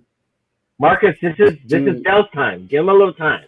It's my time now. Cool. That looks cool. Good layout. Yeah, I haven't shown any of the previous pages that lead up to this. Ooh, fun. So, yeah. It's good boat. It's that boat. Oh yeah, dude. Yeah, Beaches love boats. I've had to do a lot of reference on the boat. Thankfully, I found a 3D model I can look at and turn around in different things because I haven't drawn a lot of boats. Yeah, but it looks good. You kept the scale, the size of the figures look good. Yeah, thank you. Different angles, yeah, look good. I've had to learn like all this nautical stuff, like, oh, how does the mast connect to the boom? And what would it do on a smaller catboat, which is a type of sailboat that is small and has the sail up front and only one sail? It's like, oh, okay, I guess I got to learn all that now. But it's kind of the nature when you're drawing period pieces, I suppose, is learning, learning everything that you're drawing. So it's part of the more fun. You learn about, the more you learn about a subject, the easier it is to draw it. Yeah, the problem is these the characters are kind of globe-trotting adventurers. So every book, it's like, oh, they're in a new country and they're on a new adventure. So now we got to learn how to draw this. You know, Peter, I think it's quite the opposite. The more you learn about a subject, the harder it is to draw it. Because when I didn't know anything about boats, it was so easy to draw a boat when I was 8 years old. Now it's way more complicated. Yeah. You were talking about George Perez earlier. And when he first started at Marvel, he'd do like 2 books. He was doing Fantastic Four and Avengers. And then he had to, all of a sudden he quit both of them. And part of it was because he learned how to draw. And the more he learned, the slower he got, and he ended up with a reputation of being a slow artist. Well, I see. Speaking of artist speed, you weren't here last week, Marcus, but I'm sorry. Yeah, but I read from an interview with John Buscema in the back of one of those. They've been reprinting the Savage Sword of Conan's in color. Oh had an old interview with him back there, and they're talking about how long it would take him to do pages. And he said he could do 5.5 pages a day of rough layouts or 3.5 pages, 3 to 3.5 pages a day of type pencils. God. Yeah. Can you imagine? No. So Although his like, tight pencils aren't as tight as they draw now. Yeah, and his but his the thing his is he rough were like inked most of his own stuff, didn't he? Like on Conan and stuff like that. Conan, he inked every time. What happened with him is he'd always beg to ink because he wanted to ink it. He hated all his inkers. And then he would ink it for a couple of issues and realize that he could make more money laying out all those comics instead and give up inking. So well, he's so fast on it. Yeah, I can imagine. So my feeling is early in Conan, he did much more full pencils, or late 60s, early 70s Avengers, all full pencils. And as the 70s went on, he did lighter and lighter, rougher and rougher pencils. And so the inkers take over. And he didn't care because they would give Ernie Chan and Tony DeZungia, and these guys, they paved over him anyway. Everybody, so yeah. There's a lot out there too of his rough work. Because he was like that productive. There's just a lot of like pencil Buscema stuff. He also like, penciled on the back of the pages because he was bored with the stories. See, I find the genius of Buscema is that he didn't like superheroes, so he didn't want to draw them. And he put them on him, and he did a great job because he was so professional and he was so good. We couldn't tell if he did a side, Yeah. Yeah, like and some of that too is just the worker mindset. Like you don't have to love your subject; you just have to have like a work. Yeah, he called it being professional in the interview. And you guys might be interested in. I was talking to somebody about this. That every decade, there was, with exceptions, of course, the artist was asked to do a little more and a little more and a little more, like a little more detail in the background, a little more real. Like you could even just see Kirby stuff in the 50s and in the 60s, all no backgrounds, nobody cared. And then by the end of the 60s, Neil Adams was doing work and it was all really detailed. So Neil Adams paved the way, although the 70s were mixed that way. And by the 80s and the 90s, Brian Hitch, there was always something that brought that where the artist had to do more work. Whereas now a fast artist does maybe just page a day, and it's all full pencils. And the inkers are more like tracers. Back then, you'd leave stuff out. You could count on a guy to do, they were artists. Yeah, I think the art of inking is just gone at this point. I'm not seeing a lot of it. Yeah, because the guys make their own stuff. So they're loosely penciling their stuff. And then they're inking their own stuff. You're not seeing the teams where somebody like Klaus Janson would look different on Sal Buscema than Mike Esposito or something, because those guys, Yeah, and there's no mentality of inking, getting an inker in the indie space, right? Most everybody inks themselves. Like there are a couple of exceptions, like Shane Davis has Yanzi inking his work and things like that. I don't know. His pencils are so tight, and he goes over her inks anyway. Yeah, that's probably true. Not to put her down at all. It would be the same for all of us if we did work with him. That's just the excuse to give her a paycheck. Well, they want to get the book done. That's they co-write as well. I think. Yeah, they co-write. The book is very much a team effort. That's right. You're right about it. It's very much a team effort. Sure. She's a woman. She can't write. What are you talking about? Well, she's the one that does all the website stuff too. Like, that's where you get the agents to do the work on the websites. Yeah, they're good at that stuff. I think she has her own business as well of like and stuff. Yeah, and this point. I'm kidding, guys. I'm kidding. But so much it has to do with, and I think to Peter's point, the digital drawing. Not to put down digital drawing, Dale. I know it cut out the ability. It's not physical. Somebody's not picking up a pen. I know my pencils look different. I ink myself, but I draw pretty full anyway because that's the way I am. It's different when I ink it, but digitally, almost doing it all at the same time. I always wanted digital ink. Yeah.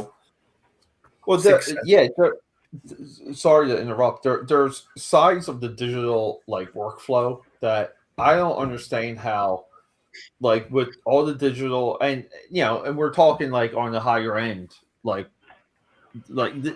these guys are relatively quick when they're digital, I don't understand how they're not doing 5 to 10 pages a week, easy. I don't understand how like Marvel and DC comics are not 45 pages monthly, with bigger storylines. Because these digital guys, they're inking their own work, so there's like no inker, and some of them are doing gray tones, and they're almost like partly coloring as they're and yeah, I just don't understand how things are so like it's almost like it can't be the same now as it was in the 40s. It's just like digital production should be a windfall of comic book pages, and That I was don't too know much why. stash, bro. Yeah, Just kidding. Go ahead, Pete. Sorry. but Welcome yeah, to the show, it's just Will. it's a thing that kind of like I think about, and because like it's just with digital you should be quick, and and comics should have more pages, like period. Like I don't get it. I think part of the problem is just the styles that people adopt, are much more labor intensive, more detailed.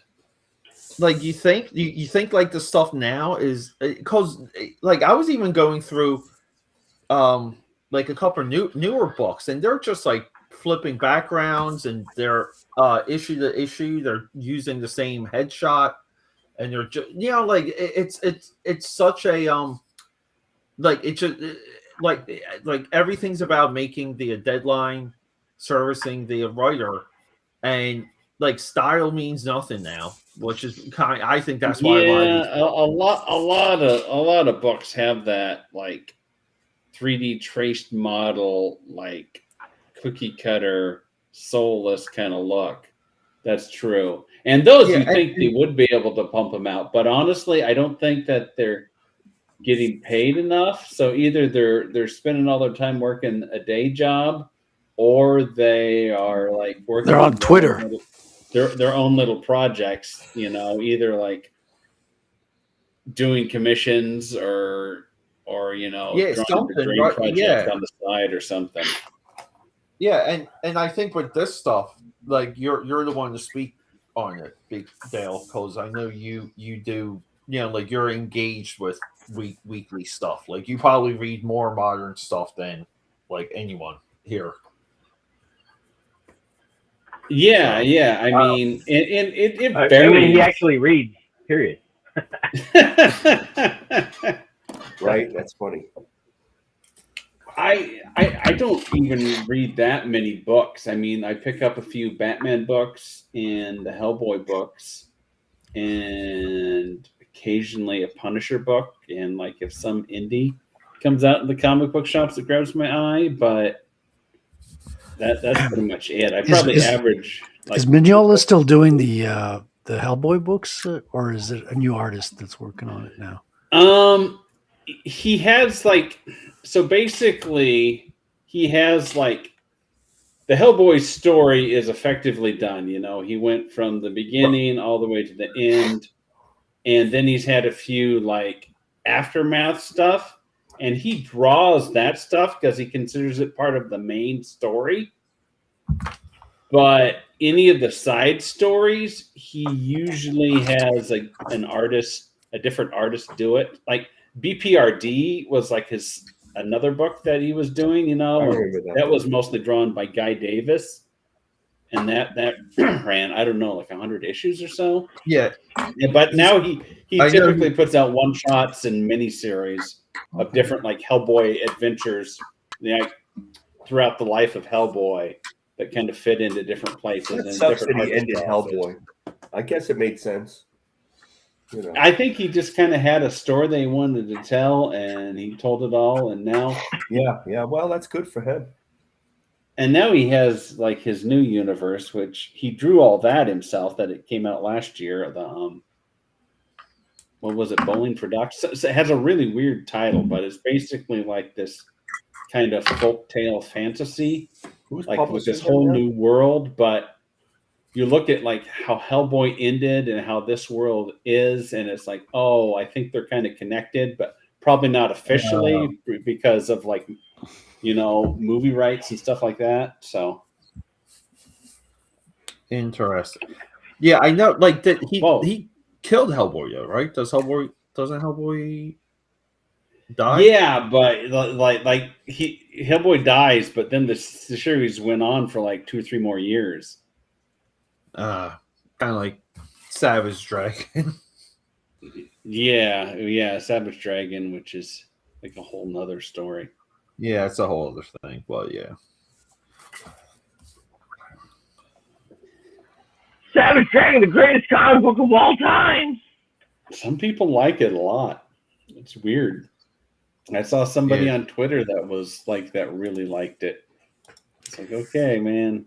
I liked Eric Larson's art. I bought first couple of Savage Dragons, but I could never get into it. I just the dragon cop thing. Yeah, the first 100 issues is something. Yeah. Early on, it was like the first 10 years is really good. Yeah. Once you get to Malcolm, it turns to shit. Yeah. Malcolm was kind of cool for a little while, right? But then it's really weird and weird shit happens. Well, like the same problem with Dragon is almost like the same problem with Shadowhawk, where they turned it into a legacy character, and you're like, I want the original guy. Like I want that first guy that I read, and they kind of make them into these legacies, and like I don't know. I never got why that's like low hanging fruit for a title. Like turning legacy. I don't know. 99 times out of 100, legacy characters suck. Yeah. Thank you. Dave. Yeah, well, that happened to Spawn, right? And then Todd said, "Fuck that, we're going back to Al Simmons." But what derailed that was them not finishing Image United because Robert Kirkham they were doing Omega Spawn, which was Al Simmons, and they never finished it. So I don't know like how that got rectified in Spawn, but. Yeah, it's the same thing. It's like, like Spawn is Al Simmons. Like, what the fuck are you doing? Yeah. Well, I think Todd fixed it in the comic. He fixed it over in Spawn. He fixed it. Yeah. Yeah. But guys, I hate to jump ship. It was great hanging out. Good to have you all, Pete. Thanks for coming on, buddy. Yeah, good to see you again, Pete. Yeah, nice to see you, Pete. Thanks for coming by. You guys are fantastic. I will be doing some things. I'll put you guys on though, so feel free to talk smack. Yeah, it's like James has a hard week and Pete comes back. I mean, you should get more of that going. Yeah, is Pete? Are you back on Don's show? I help myself. Oh, maybe I don't like his hour. Like, oh yeah, I mean, I would do the studio, but it's like 7 o'clock on like a Saturday. It's like, fuck that. I'm like, I'm too busy on the weekends. But he does it on Thursday now too, right? Yeah, there's Thursday nights now too. Yeah, at 9 p.m. We go for about 2-3 hours. Twice as much studio. Yeah, I can't get enough Donnie Boy. I can't get enough. Oh my god, I'm fine. Thanks. I can't get enough. I can't get enough. Well, I'm hoping, he. I have no problem with I don't know. Another night of streaming is kind of difficult. Yeah, I agree. Thanks for coming on, Pete. Appreciate you, right, Moonshot, man. Yeah, Rock. I will. You guys going though? Yeah. Put us on the retainer, buddy. Hank Den. Hey, Will, I just noticed you're in here. What's up? Yeah, I take it Tank must have retired. He was he was in a bad place, man. He was sick. He got the flu. Caught a bad bug. Yeah, he was. Did you say something, Will? I can't hear you. Oh yeah, your audio's fucked, Will.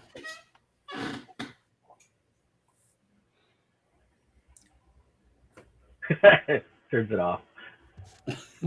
Better.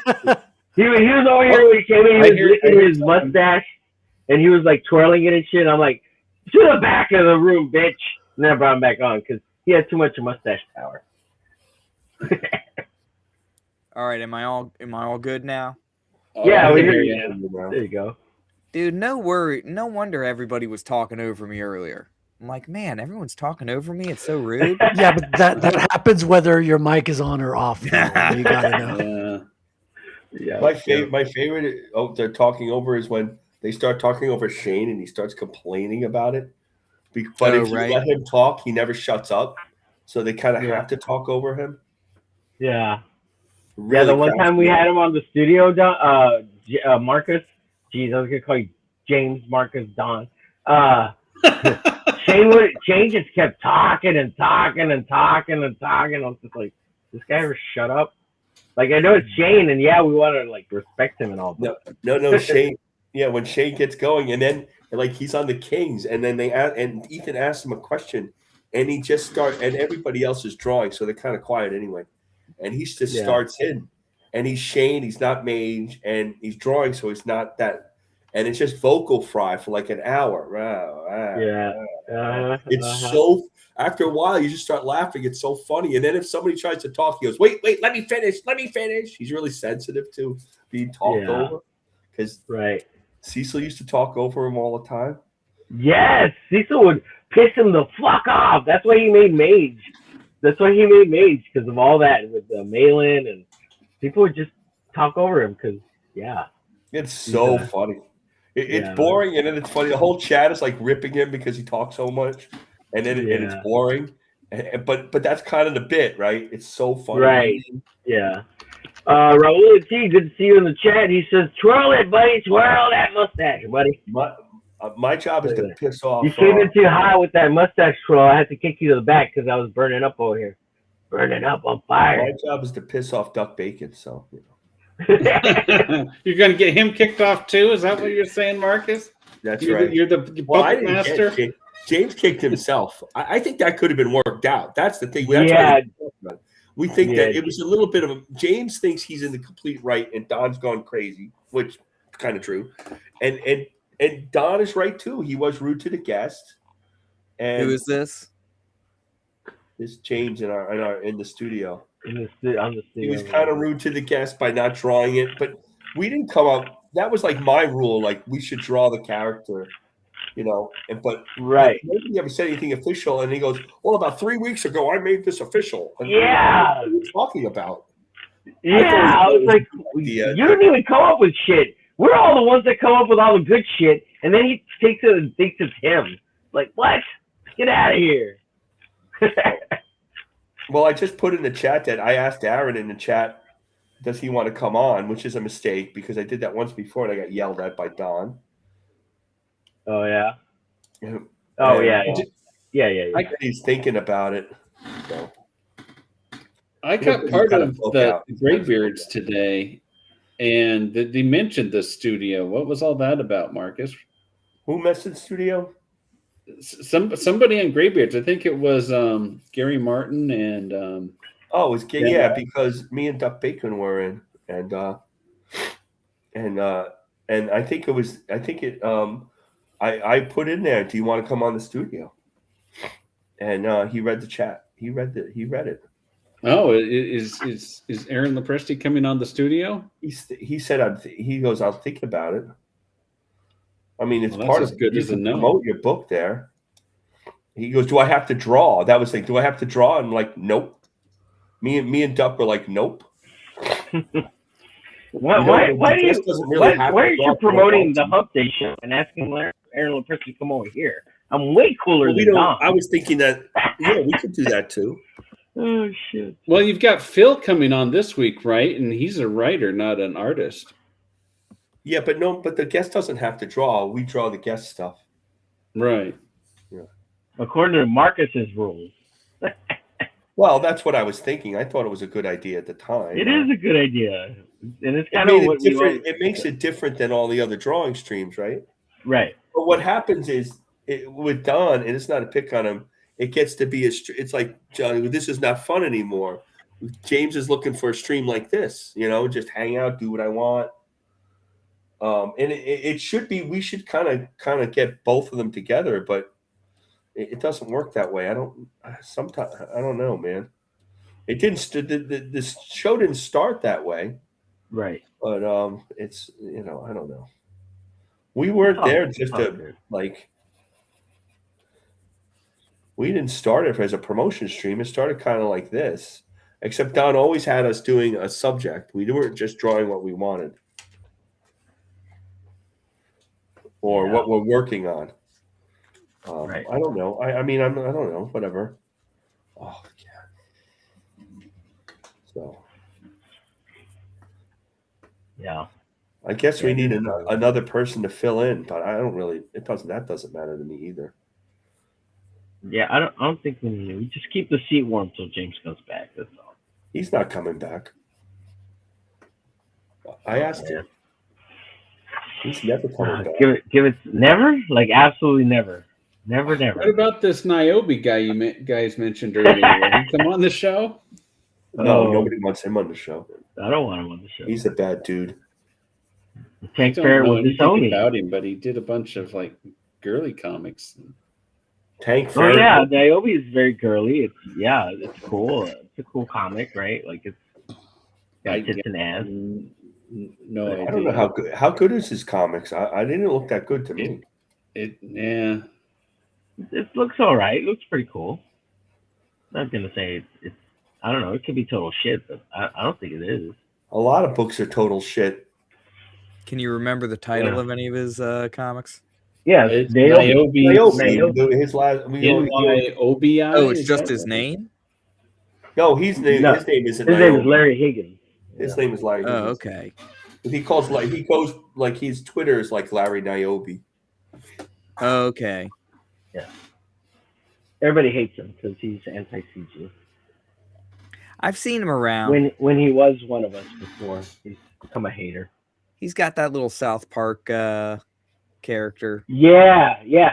On his videos, yeah, that's him. Yeah. Yeah. Yeah.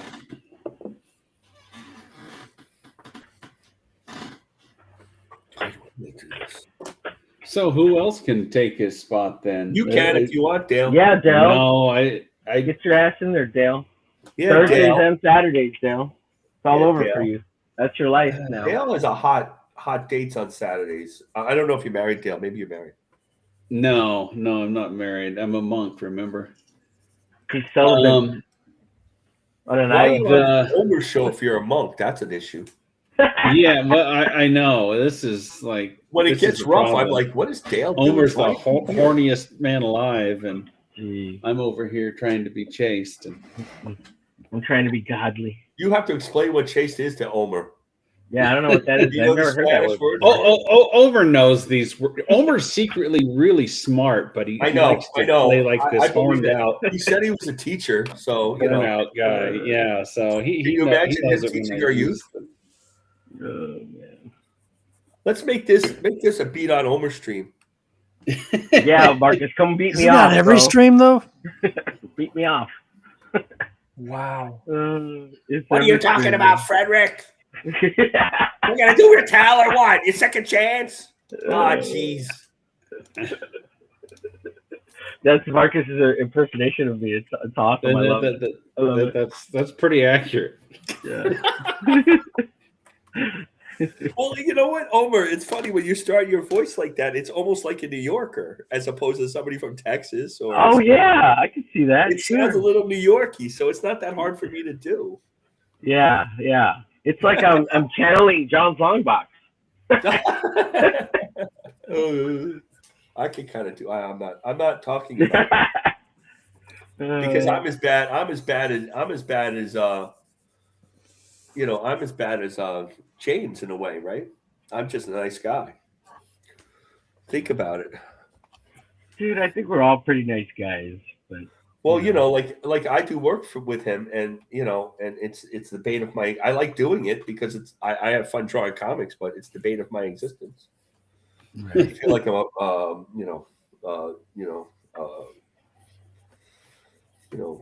betraying all you guys. I don't care. I don't have a dog in that fight. I know yeah. I Partika. Mike Partika is going to do a review of Heroic Tales #1. Ooh. Oh, If you know who okay. Mike- Is that a good or What's bad the thing? heroic No, tales? who is Mike Partika? I've heard the name, but I He's got a him to. reviewer. He I got him reviews a to. lot of Rippaverse comics and CG comics, and he's really like, if the period is off, he's a real like based on writing. oh, is that guy? I subscribed to him for a brief period. So did I, and I because couldn't Marcus. stand him, right? Yeah. He's very East Coast, and I can't tell what he's talking because his videos are so tongue in cheek and like ironic. Yeah, I don't know. if he's being serious or if he's like doesn't making to rip fun of but it or. he started out.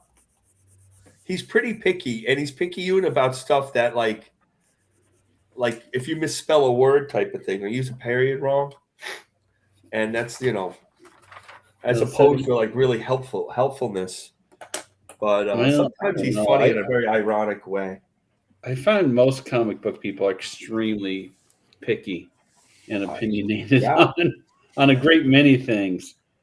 I think I agree with you. Mike did some beta reading for Rattel. I got him to read one of the later drafts as well. I think he's kind of a nice guy in a weird way. No, he is. He's very helpful. He gave a lot of notes. I had to take some of them and leave some aside. Not everything I could fix.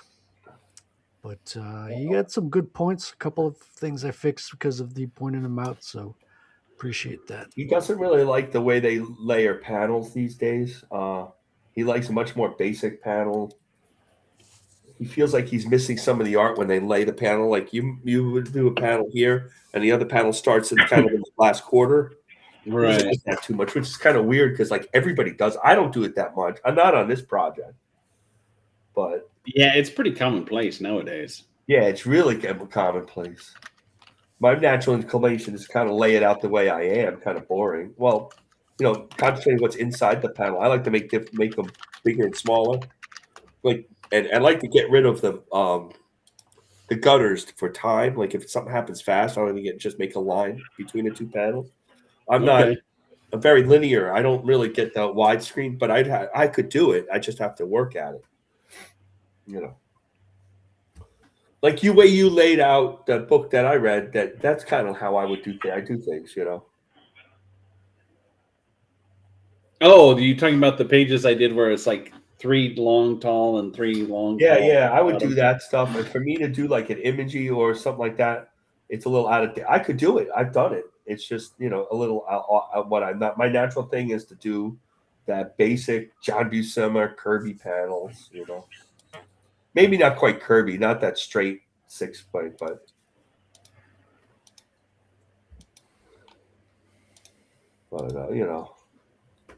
So the project I'm on is like fits right in. I have no problem. And he likes the work, so That's all that matters, homie. As long as he likes the work, pays the paycheck. I'm getting paid. Yeah.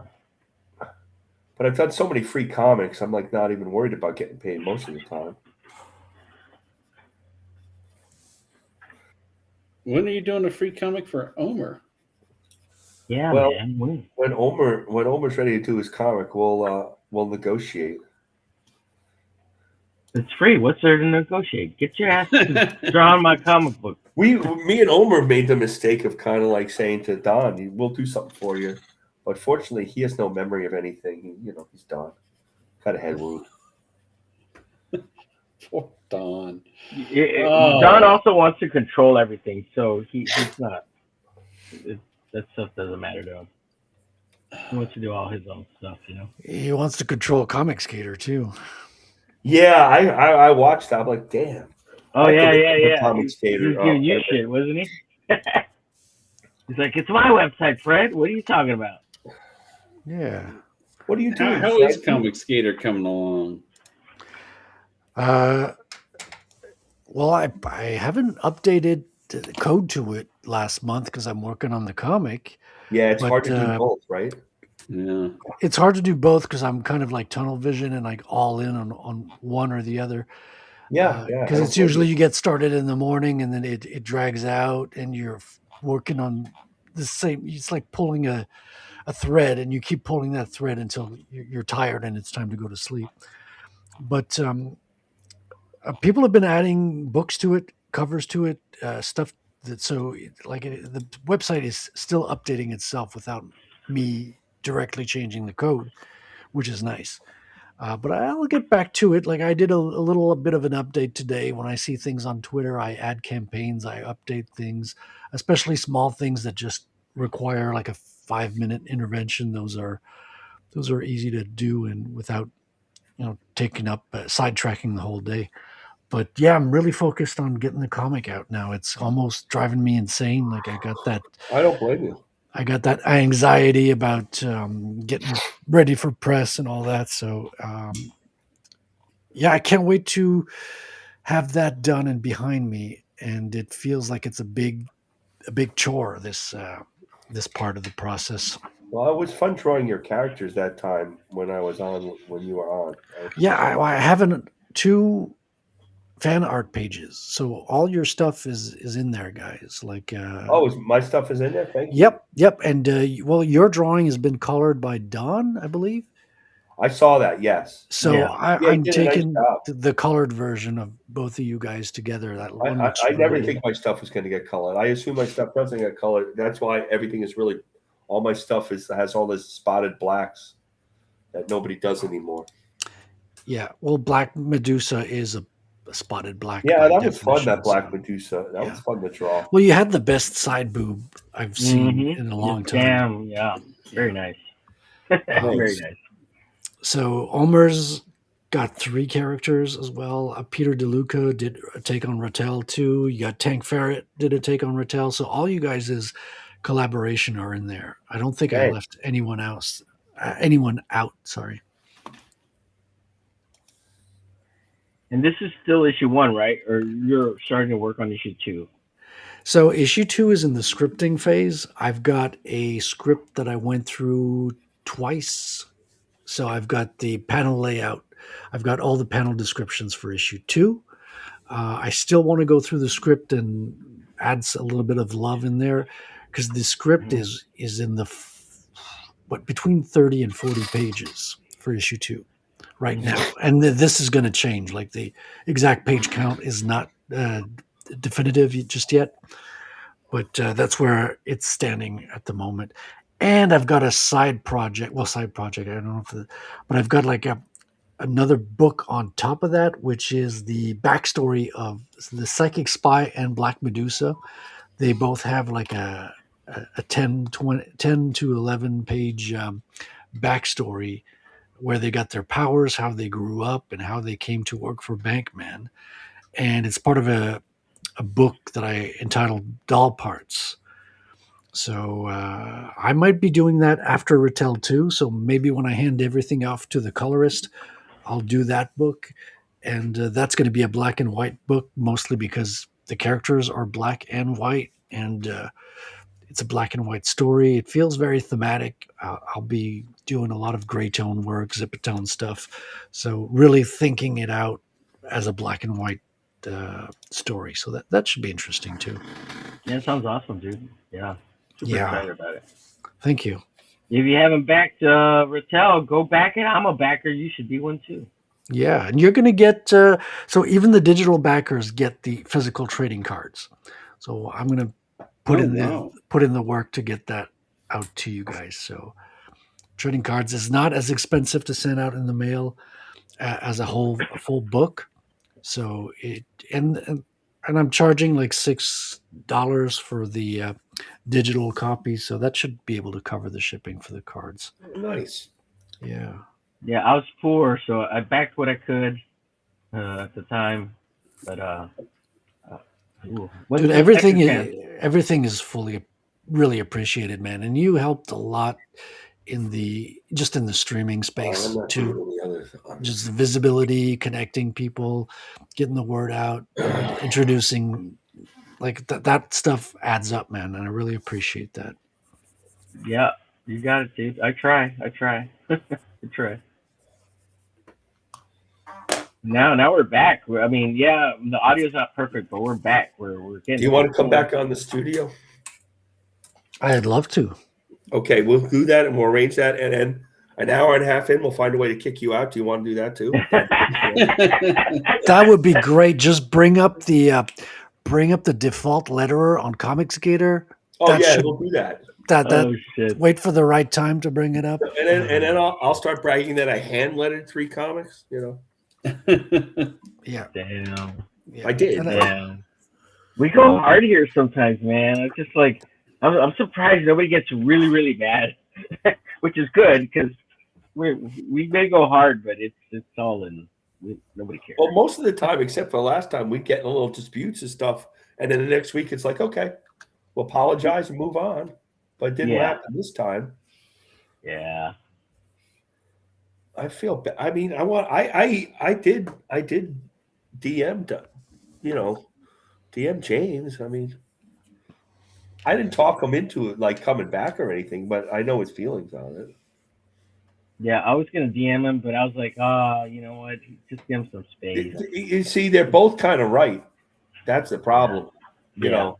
Mm-hmm. So it's hard to like, well, am I on Don's side? Well, Don's kind of right. James could have been a little more thoughtful, and then same, But I think James went hard like that because I said in the stream that's Don's love language. You got to talk to him like an asshole.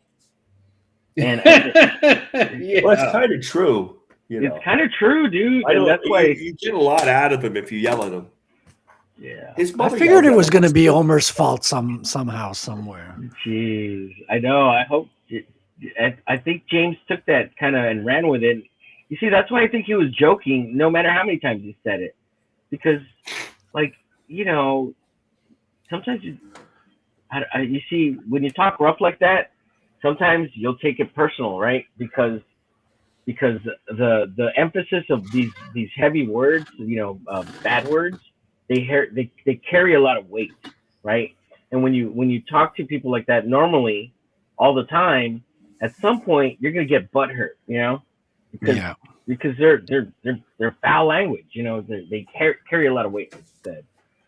So I don't like to do it. I don't like to be like that, but Don felt like he wasn't joking, and that's where the problem lies, because he felt like he was joking. Yeah, I get it on that level too. Like, so even me sometimes. Like, I don't think he was joking. Well, you Honestly, probably know that. I don't think he was joking. What was the joke? F he was off just was calling. the joke, Will. Yeah. F off. Ah. That's funny. I get and it. I laughed during the thing. I laughed during the whole I know thing you both laughed. times. I was laughing both times. But Where is this stream? Where can I watch it? it was last week's Saturday studio show. Yeah, Batmerk was on. It was actually it was actually a pretty good stream. It was it real happened good. so fast that Yeah, about Batmerk- 2 minutes Batmerk's later, I'm so like, cool. where's Don? Don? What happened to what happened to James? He's gone. Oh, I kicked him. That's how we found out. None of us knew he was kicked. Yeah. You couldn't really tell. He just said, "Well, f off," and we thought, "Wow, he's just joking around." I thought he And then all of a left. sudden I he's just thought he gone. left. I just thought he left, Marcus. I was like, oh, he probably left. I thought so too. Like Duck leaves sometimes because he's got something to do and he doesn't give us an explanation, and he leaves. Not that it's not against anything. He's got something. He just doesn't announce it, and all of a sudden we look around. Duck's None on of the our call. business too, right? Because all although grown somebody's men. always chattering, somebody's always quiet because we're drawing. So Yeah. So I look up and I go, "Where's James? Where's James? Did James leave?" And then Don goes, "Oh, I kicked him." And I'm like, "What? What?" And we were like, "What the heck happened?" Yeah. I'm like, "Okay." Yeah. Good heavens. Sometimes I feel like the Hump Day show is like the deal with the aftermath of the studio from last Saturday. It's the therapy session. It really is. That's true, Dale. It's true. Yeah. Like, why? Oh, we were talking about it all weekend. Yeah. Nick Axe is never coming on. He's scared. No, I'm kidding. Nick. He needs to come hang out with me, man. I know. Well, he's got so much to do. I told him you should come in. Everybody goes, "Oh, nobody likes me. I'm boring." Everybody loves you. Come on in. Yeah, dude. What do you mean? Yeah, you're boring, but I still want you here. Yeah, but he's got to learn not to be boring, so he should come on. Right. You only get better by doing this more and more. He's real, because he's real, Oh, I didn't know he was boring. I'm intellectual, gonna so- have to rescind my invitation then. He's real. Nick is real. He sounds boring. He's pretty intellectual. Yeah, so he's always smart guy. considering his. He doesn't come out and just go yelling or something. Well, if he's an intellectual, maybe the studio isn't the right show for him.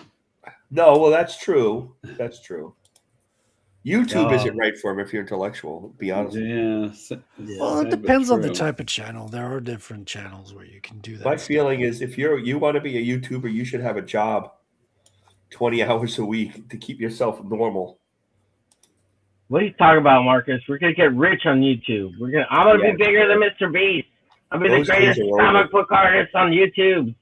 He's saying after you get big, keep that job. Keep 20 hours where you get out and you interact with normal Yes, people. yeah, we'll get No, to that's exactly what I mean. Not currently where it's like me, I No. work 55 hours a week and then I try to squeeze in some YouTubing and I'm trying to make this goddamn comic book come to life. You're doing too much, Will. You're doing too much. Just kidding. I'm kidding, Will.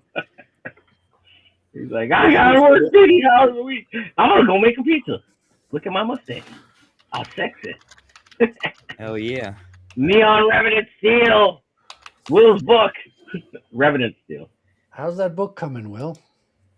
Oh, I'm working on a new cover right now. I started sharing my screen a little while ago, but Yeah, but I'm staring at my own art table. So if you don't say, "Hey, look at this is my drawing," I'm not. Yeah, gonna look up. let me know. Oh no, I'll pull Omer it up, didn't bro. share. Omer's not sharing it. I was busy Omer's drawing. lazy.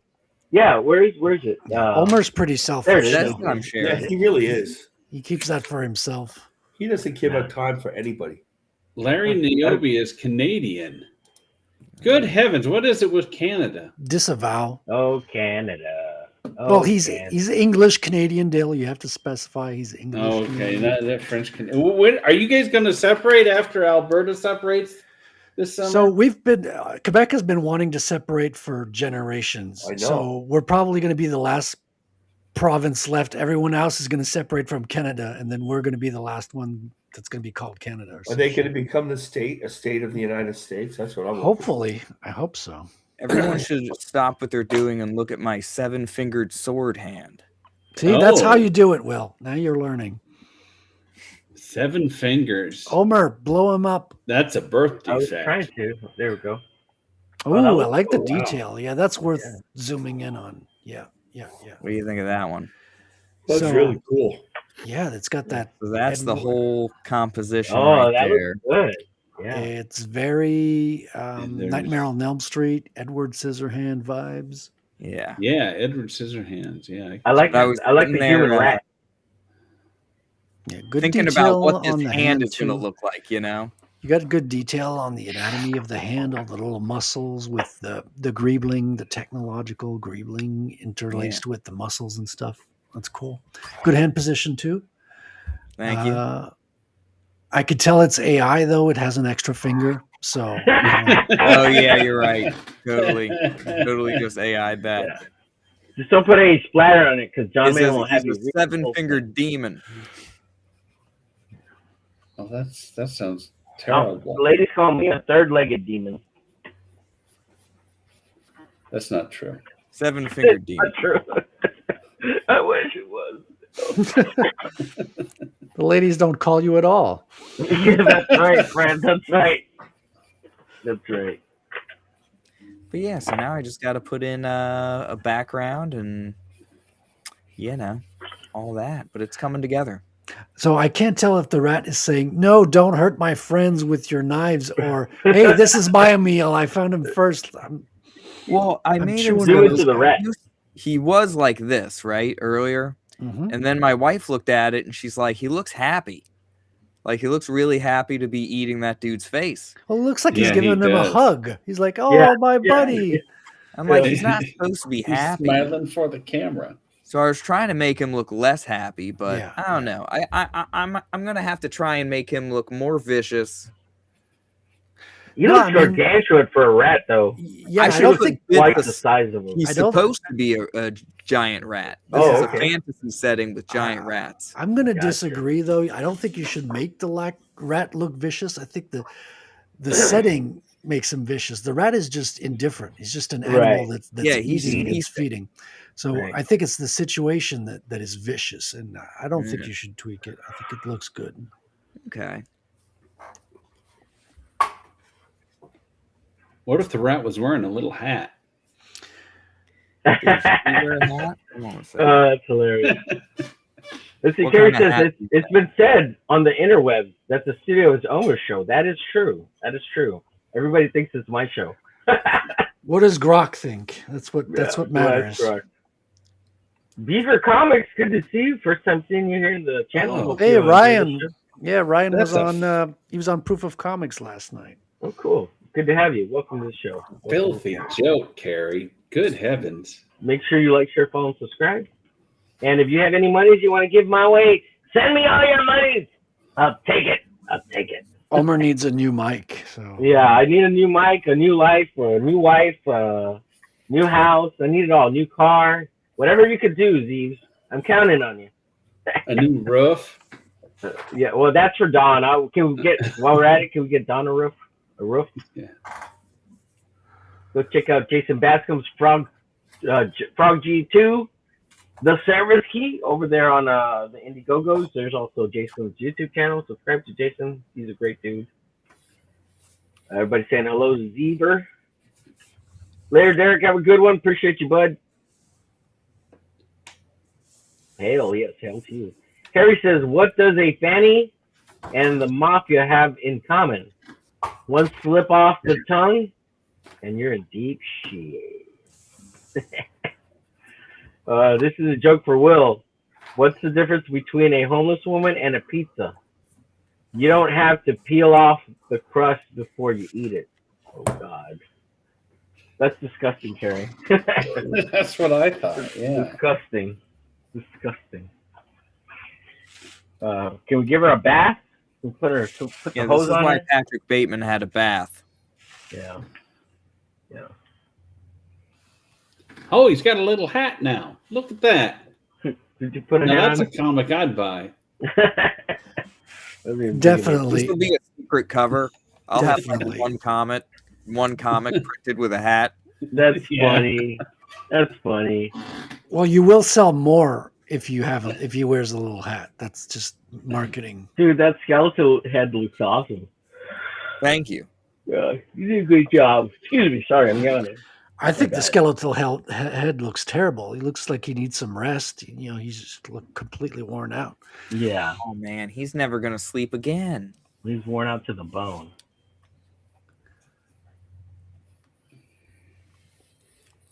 So what's the latest on the pizzas, William? I have not given myself any time to do pizzas. Too much It's been work pretty to- cold here, and so Oh. the sourdough doesn't rise predictably, and so I've kind of put the pizzas on hiatus. It's coming to be springtime though, so I'm gonna start making pizzas again. Just have dough on hand every day. That'll be a good time. Is that your dough of choice, sourdough? That's what you use Oh, to make? absolutely. Oh, okay. And I got to look into some more flour too. I keep meaning to make the trip out to Amish country and get some unique flours. Are you Italian or just into cultural appropriation? I heard a boot. Did I'm you guys hear a boot? into pizza. I didn't hear a boot. Just make sure I didn't miss anybody.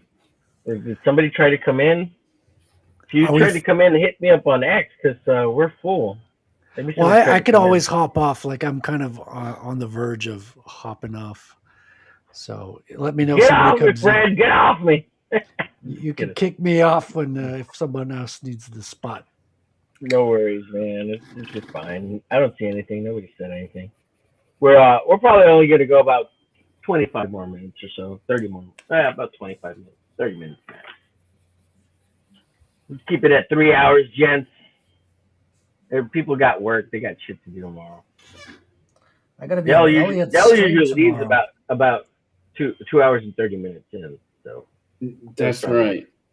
he always leaves just a little earlier. I'm getting itchy. That sounds oddly specific. But I was off, so I feel kind of guilty because I was gone for 30 minutes earlier. So Oh, you owe us 30 minutes. No worries. yeah. You know me, I'm not a big rules guy. I mean, I might pick on you a little bit or make fun of you or something for it, but I'm not really.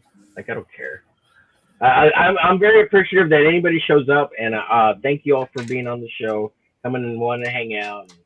That's all I care about. And I'm glad to have you all as buddies, internet friends, and if we ever meet in real life, I hope you don't shiv me. That we don't what? Shiv me. Oh, shiv you. Okay. With a shiv. You know, like when your prison days, back when you were in prison. That wasn't me. You're thinking of somebody else. Oh, yeah. Thinking of Michael Ortiz. Your friend. My roommate. Friend. My old roommate. Yeah. You pinned it all on him. He got caught and you didn't. Yeah, he got caught trying to grow weed, which is now legal, ironically. But he did it before it was cool. Or before it was legal. Can he petition to get it stricken from his record? It probably still shouldn't be legal. I can't. I don't know if he can. He's out now, so Maybe you could get it expunged from your record, Frederick. Yeah, he's got a job. He went back to school. He's got. They didn't try to make him kill himself. That's what they do with everybody else, right? Oh God, what are you talking about, Marcus? Oh, the euthanasia health plan. Well, that's only if you have bad health or are depressed or broke. Well, that's like everybody. Yeah, everybody fits in one of those categories. What are you talking about?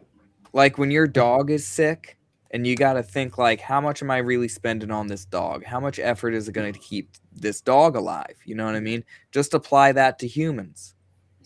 Well, it's more humans, how they have what do you call it, retirement funds that the government was supposed to keep for people, but they spent them on stupid stuff. And so they can't retire everybody. So the best way to do it is to get rid of most of them. Oh, no. Plus, you can make a real bang for your buck with their organs because you can extract all the organs before you euthanize them. That's right. Sell them to China. Now you're learning. Mm-hmm. That don't sound good at all. None of it sounds good. None of it.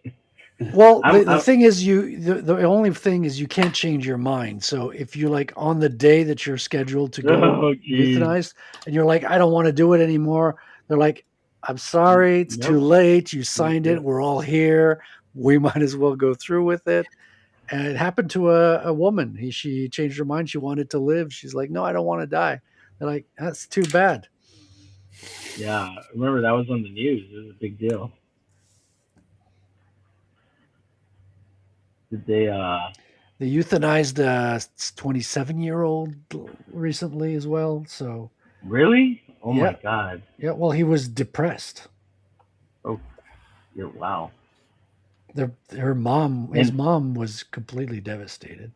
Did he change his mind? No, he's gone now. Yeah. So they still don't let you change your mind. Is what I want to get to. Well, no, this is the government. Yeah. Once you sign the forms, that's it. You're done. It's for your good. Oh, yeah. Oh, wow. That sounds horrible, Fred. That sounds horrible. This is why we need to become the 51st state. We got to get rid of all these people who have no flaws I can mention on the internet. Right. Because you're a good citizen. You say nothing but good things about your country.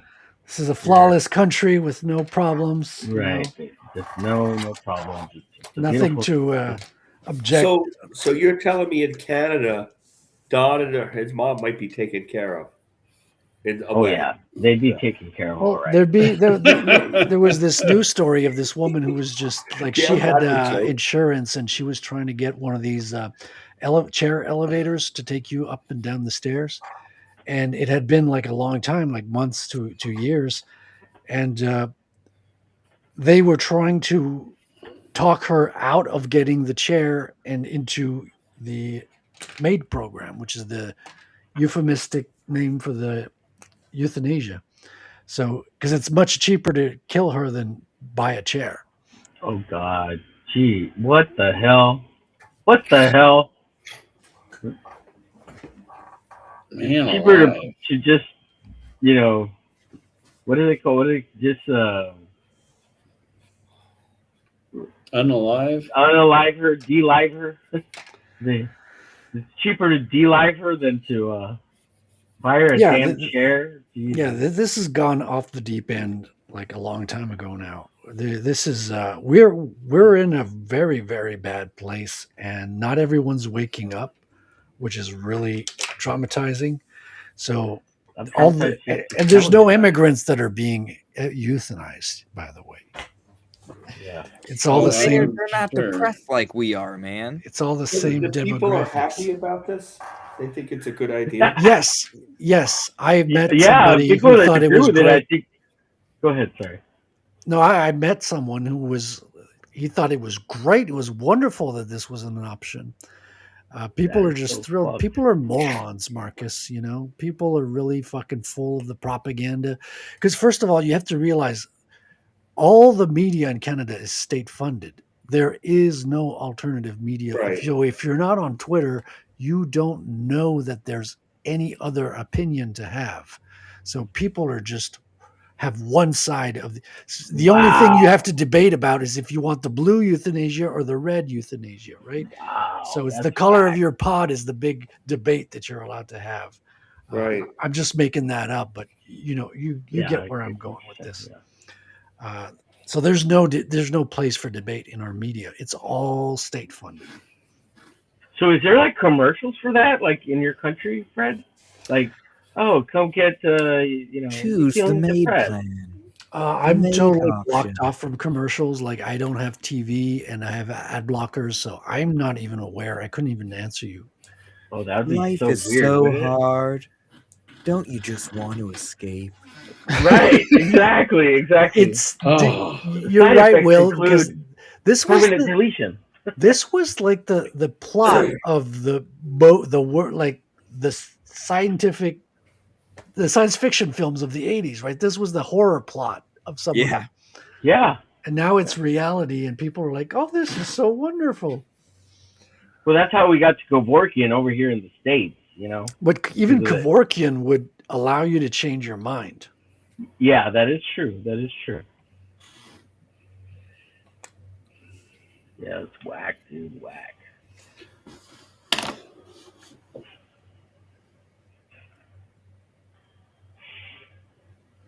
Remember Futurama had those suicide pods? yeah. Yeah. They were Yeah. on the side of the road like phone booths. Mhm. And they went at it with chainsaws and knives and everything. They threw everything at you. Which is terrible because you can't recycle the organs, that way. I always used to joke about, like, if I wanted to commit suicide, I'd take a shotgun and jump out of an airplane and then shoot myself in the dick, like, on the way down. That way I'll definitely bleed out, Yeah, like, I'll let's not use definitely the S die. word. Go with Huh? unalived or de-alived, preferably. Oh, Don't yeah, use the yeah. S word. YouTube don't like it. You shouldn't use any words that start with letters, by the way. I'll try to avoid letters. Yeah. But if I ever Sorry, wanted I'm to just saying. intentionally unalive myself, I'd do it in a grand fashion. Right. Getting shot in the dick. Well, I have a lot of respect for that. A lot of respect. No, the problem I'd have with that, Will, is if you didn't, unalive and you shot yourself in the dick. That's the problem I have If with I it. survived the fall and Right, the gunshot right. to the dick. Exactly. Be an R word, F word. Do yourself in with the S word by jumping out an airplane. Oh shit. A man nearly died, but we brought him back to life. Dickless. $80,000. We saved most of his organs, except for one. That's funny. That's crazy. It's hard to believe that the people went along with that. Yeah, people that it got voted in. People are propagandized. Like the military announced, this was in 2020 on their website, that they started propaganda campaigns. I don't know if you guys ever heard of anything happening in 2020 that might have been like mass produced. Yeah. Yeah. So people are victim of that. That's the only thing that gives me sympathy for people. I have to keep reminding myself this, but people are victims of propaganda. Mm-hmm. Like balanced opinions on all that. They have been like completely brainwashed. But certainly, there's part of the population that just doesn't listen to any of that crap. They're doing their own daily lives, continuing on as best they can, making good things happen for themselves, right? Yeah, of course, and they're trying to eliminate them as much Oh, as they geez, can. yeah, okay. I mean, I don't know a lot of people. Like I have almost no friends anymore because like once you go through that and you see that everyone's willing to go along and let you get killed and brought by, picked off by the government and to your death, it's hard to stay friends with people who have that, mundane Sure. go along Yeah. view. That's why I'm on the internet with Americans who like think for themselves now. You're the only people I can relate with. There's a few exceptions, obviously, but they're actually very rare. It's quite rare. Most of my relationships have been completely ruined over here, sadly. So when you move into America, Well, I'm hoping to move to America without changing apartments if we can become like 51st state. That would save me on, from renting a truck. Yeah. Unfortunately, that, like many things Trump tossed out there, I don't think that's happening. I don't think we're getting Greenland. Okay. Sorry. My dream Sorry, Greenland. of getting a green woman. Maybe you can get a Cuban woman now. Oh yeah, I hear we're thinking of getting Cuba. Yeah. Well, yeah, Cuba's right. They're in the middle of negotiating now because Cuba is fucked. They have to import everything, and now that they've been cut off from Venezuela, they are dry. Like you can't get fuel. They have no energy, so they're suffocating. So they're forced to go to Trump for negotiations because Cuba's was an easy one. Venezuela was harder. And now Ecuador, I think, is a target too. Well, it sounds like Cuba became easy once Venezuela was taken care of. Yeah, exactly.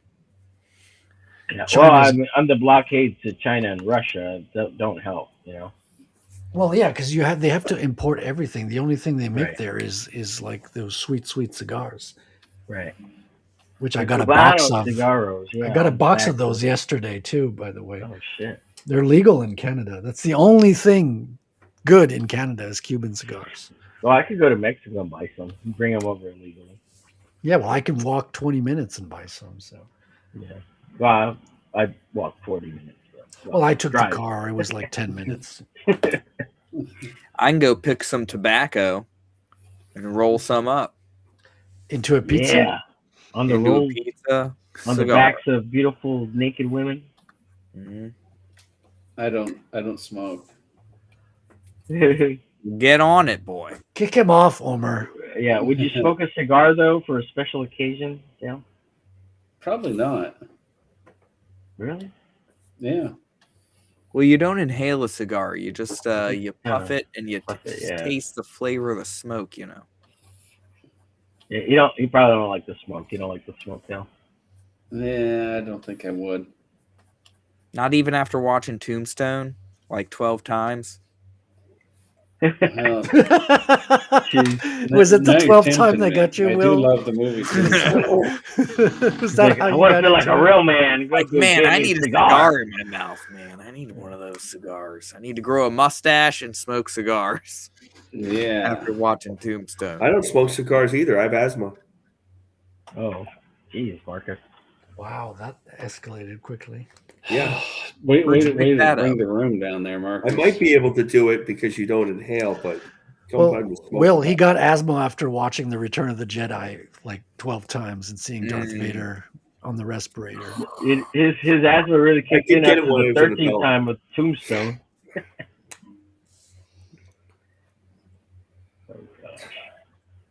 Elliot Rodriguez, the Don. Elliot doesn't do art. He freaking creates visual awesomeness. What did he do now? Who? Not do anything. Quote tweets. I'm gonna be on his show tomorrow. Oh, really? Yes, You're going to sir. be on Don's show tomorrow? No, Elliot's show. Oh, that's in the morning? Oh, I'll be driving. I'll probably listen to it. Cool. I'll probably be watching while I'm drawing. I'll be working. Elliot's a cool dude, man. I like Elliot. He's got some pretty hot takes sometimes, but Yeah, he's pretty entertaining. Elliot's. We should have Elliot as our next artist on the stream. Well, I don't think he comes on streams late at night because there's a huge time difference, and he doesn't do late streams. Last I heard, he's where is he? He's in Peru, dude. Oh, well, I mean, that would be Pacific time zone? Because it's all up and down. All the way around the planet? Well, Peru's south, so it's kind of like Brazil. It's not necessarily that many hour difference, even though it's thousands of miles away. Really? Okay. So, like, he goes on in the morning. When he goes on in the morning, it's like, I think he starts around 10. But I think exactly his time, 10. Yeah, I think his time is like 2 o'clock, 12 o'clock, something like that. So it's a 2 to 4 hour difference. Yeah. And might have something to do with his work schedule too. I don't know. Yeah, that's the main thing. Yeah, his work schedule. Yeah, he's like it's 10:44 right there right now. So minus daylight savings time, he's in Eastern Standard Time. Okay, cool. Well, Eastern, it's almost midnight in Eastern time here. Yeah. Oh, and then right now he said recently, like, they're having trouble with the government, so sometimes the power goes out in the whole country because there's some stuff going on with the or some shit. Yeah, it's terrible down there in Peru. You can't even get euthanized. You can get another kind of. I didn't realize Peru was having such a hard time. There's a guinea pig shortage, I heard. Oh God! Did they stop volunteering? Yeah. No, they eat guinea pigs down there. Do they? Really? I didn't know that. Yeah. On that's pizza? That's what the Incans of course used to eat, was guinea pigs. The Incas, huh? The Incas. Who is that? I wish I had an Inca. I wish I had an Inca for my comic. My work would get done. Oh yeah, an Inca. Yeah. Well, maybe you could hire Elliot. He's part Inca. He could Inca my comic. Yeah, he probably did a good job. You gotta tell him that joke tomorrow, Fred, on the show.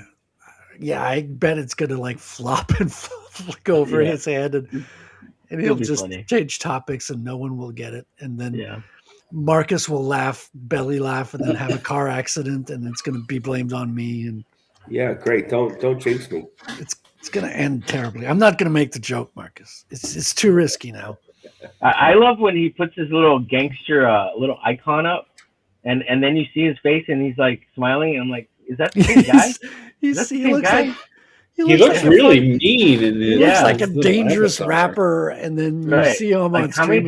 He looks like a teddy bear. Yeah, like a little puffy cheeked, chubby teddy bear. Yeah, exactly. It's so funny. Yeah, it's like his little icon. That's what I call it because he looks like Diddy, little rapper. Yeah, that's actually defamation now, saying that somebody looks like Diddy. No, 50 Cent, not Diddy. Fitty. Elito, say it like Fitty, not Diddy.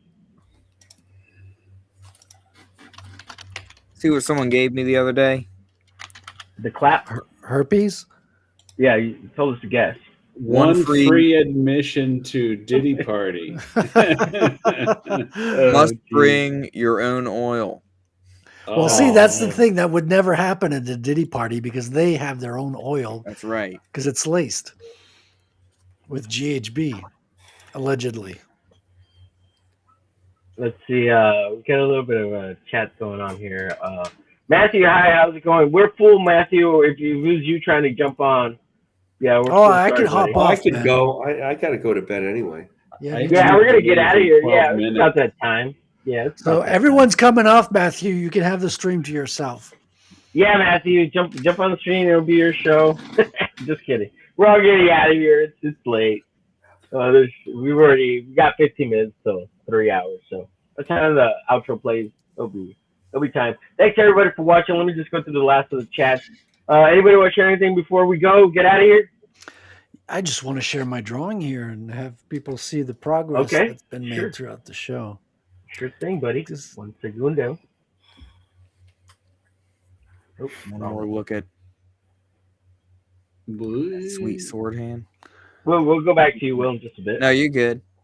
Let's look at these. Look at this T-shirt. Here. I got a nice skull design for her on their shirt there. Mm-hmm. Yeah, it looks good. I don't know if you guys are into T-shirts and stuff. Who are we drawing here? So this is Michael Ferraro's heroine. She's the main protagonist of his Cool It comic book. Cool It. I don't know her name. I don't recall what her name is. Yeah, Zoe. I can't remember. I don't know. Is Zoe? it Zoe? Yeah. Cool. Good to know.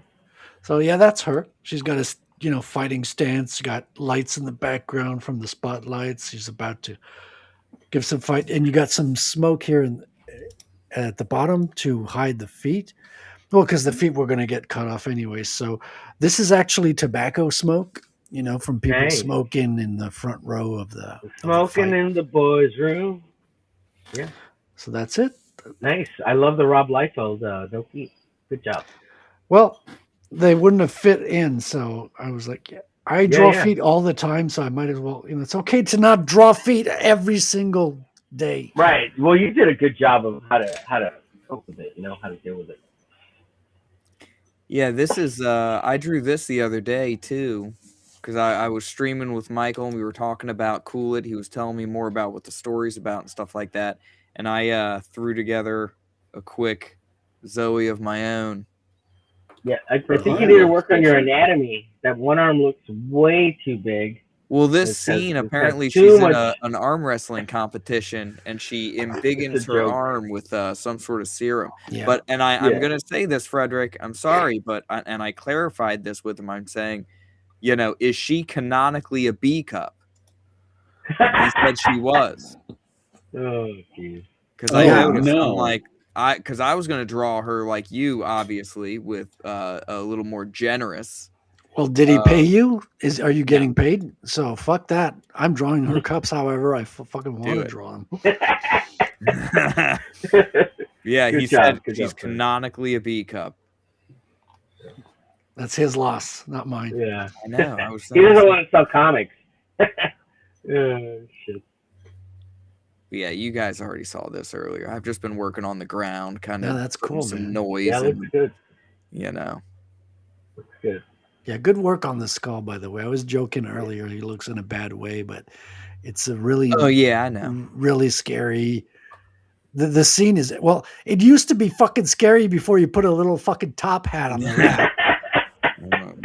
Now it just makes me smile, which is terrible. Yeah. There you go. Yeah. That's better. Gentlemen, Marcus, Dell, you guys want to share anything before we go? I don't think so. No. Oh, okay. Let me bring you up, Marcus. Otherwise, Will will just keep going. He doesn't care. He just keeps going and going. I'll just keep showing off. No, there you go. There's the Samaritan. Oh, great. I'm gonna transfer this to the sketch cover sometime this week or this weekend. Yeah, beautiful work, sir. I just had to do a pre-drawing because I got to get the sizing right for the since I'm here, since I'm at home, I can do a little extra. Yeah, you got it. Appreciate you. Appreciate everybody coming on. Kerry says, "Don't knock the top hat. It's cute." Yeah, he said he's gonna try to print one version with that, Kerry. Well, yeah, seriously, not a joke. That or I'll make a sticker. I'll Yes. have a gold. There you go. top hat Yeah. sticker. That's you're funny. thinking. People can add the sticker, the top hat, if they want it. That's funny, man. That's a good Yeah, idea. That'll be cool a stretch little- goal. That's little a extra gimmick. Yeah, Yeah. I like it. That's a cute Yeah. little thing to Like an extra $100 stretch goal, so you can print 100 of them, limited to 100 for the stickers, so you can stick it onto your comic. Yep. And you know what's great is that it devalues the comic, so that all the other ones that don't have the sticker are worth more. Yep. It works Yeah. both ways. Yeah. Yeah. And then, so people might want to buy 2 copies, one so they can add the sticker, and one so they keep it fresh without the sticker on it. Dude, there's only positives. Yeah. Yep. Absolutely. All right, guys, we're gonna get out of here. Thanks everybody for jumping on. Thank you, Omer. Thanks for having me on, Omer. Absolutely. Absolutely. It's always a blast, guys. Let me find my outro video. Where are you? I always love coming on here when I have something to promote selfishly. I knew you were going to say something about it. I love it. I love it. Please do. Please do. If you got stuff like you it, got to Gary. hawk, that's what we all about. That's what I'm all about. I help you hawk you. Let's see. Some person dropped a bunch of stuff. I'll bring it up next time. There's a lot of cool stuff he brought up, campaigns and things. But we brought a bunch of people up, and go check out Hell War. Go check out Fred's Rattel. We've got Don's GoFundMe. We've got Shadowhawk's GoFundMe. Don't forget Devil Flyers out there. Apex Comics with Fembat. Anybody else we should shout out, folks, before we go? I think that's it. Shout out. Von Klaus just launched today. Oh, yeah. The Presley launched today. That looks so cool. First of all, it's like public domain characters that he's giving a twist on, and it's got that Bayonetta feel to it. Like the woman's got these do you guys know Bayonetta, the video game character? She's got, instead of high heels, she's got pistols down there. Pretty cool. I think it's going to be a lot of fun. He's got a great style. It's a little bit on the manga side to it, and Devon's just a great all-around artist. Agreed. All right, we're gonna get out of here. We're gonna wrap it up. All right, Appreciate good night, everybody. guys. Bye, everybody. Take care. Have a good, Bye, good day. Later. See you tomorrow. Hang 10. Peace. Yeah, we'll be on the studio Thursday nights. Check us out. We'll be there. Bye. See ya.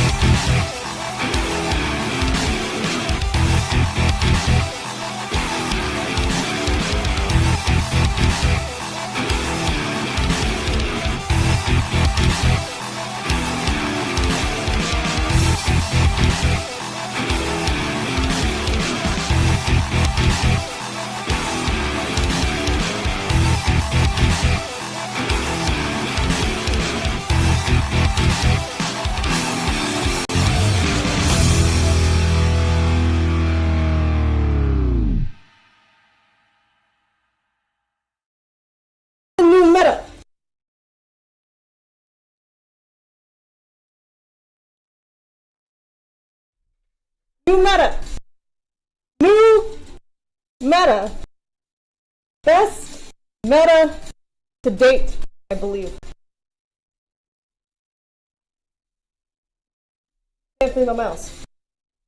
It takes some getting used to. Oh, there it is. Here's my mouse. Okay. Uh-oh.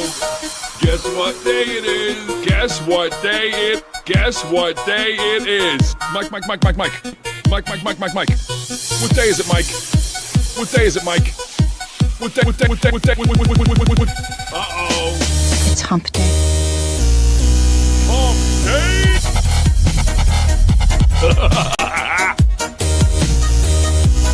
Hump day? Huh? Anybody? It's hump day.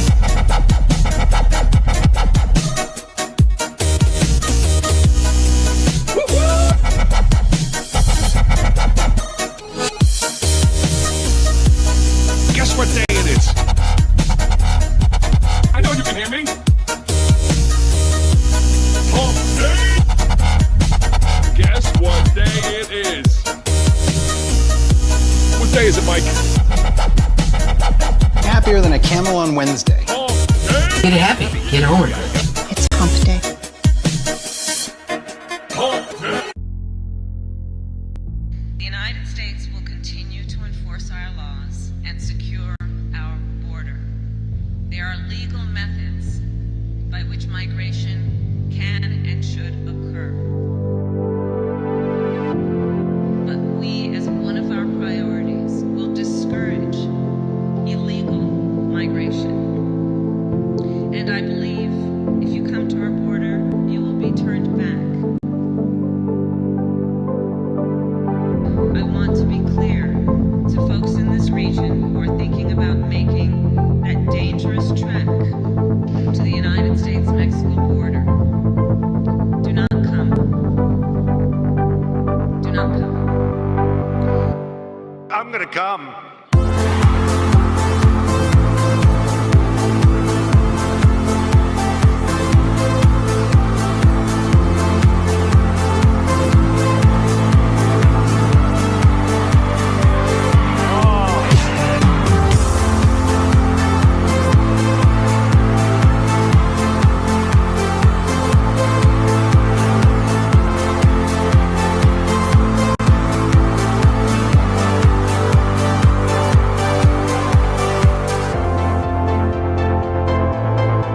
It's got to be great for our country, for our community, for everybody in here, because believe me, we are all suffering, and we're suffering big league, and it's getting worse.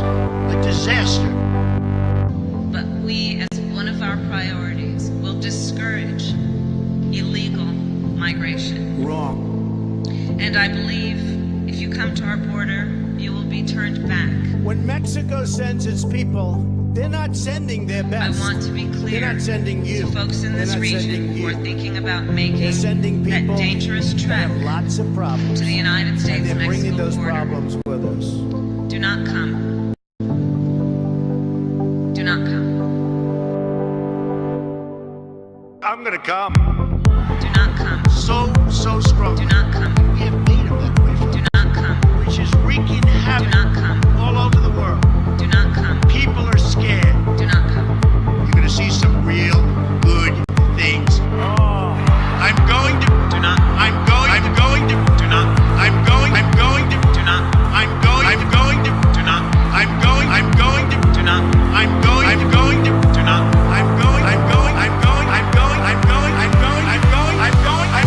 Do not come. Do not come. I'm gonna come.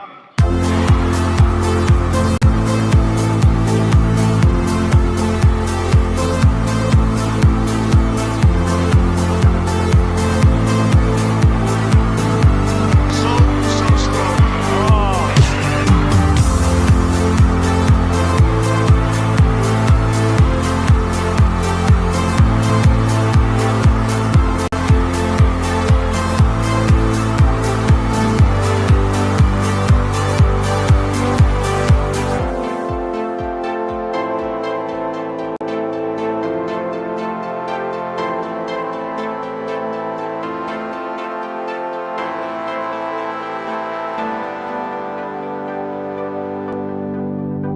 There it was, the birth of my dick. The most significant thing to ever happen in our species. Now, that makes for some interesting phenomena. My dick begins to grow. My dick. My big-ass dick. The most powerful dick in the world. I've got this big-ass dick. This huge dick. The most powerful dick in the world. Here's what happens. My dick begins to grow. The power to stretch. Earth is turning into and out of my dick. My big-ass dick. The most powerful dick in the world. I've got this big-ass dick. This huge dick. The most powerful dick in the world. To the center of the earth. A stream of atoms. Oops! The wind changed directions. And all of a sudden, you become a victim of my dick. My big-ass dick. The most powerful dick in the world. I've got this big-ass dick. This huge dick. The most powerful dick in the world. You're not supposed to drop your dick. Drop your dick. Drop your dick. Drop your dick. Ever. You're not supposed to drop your dick. Drop your dick.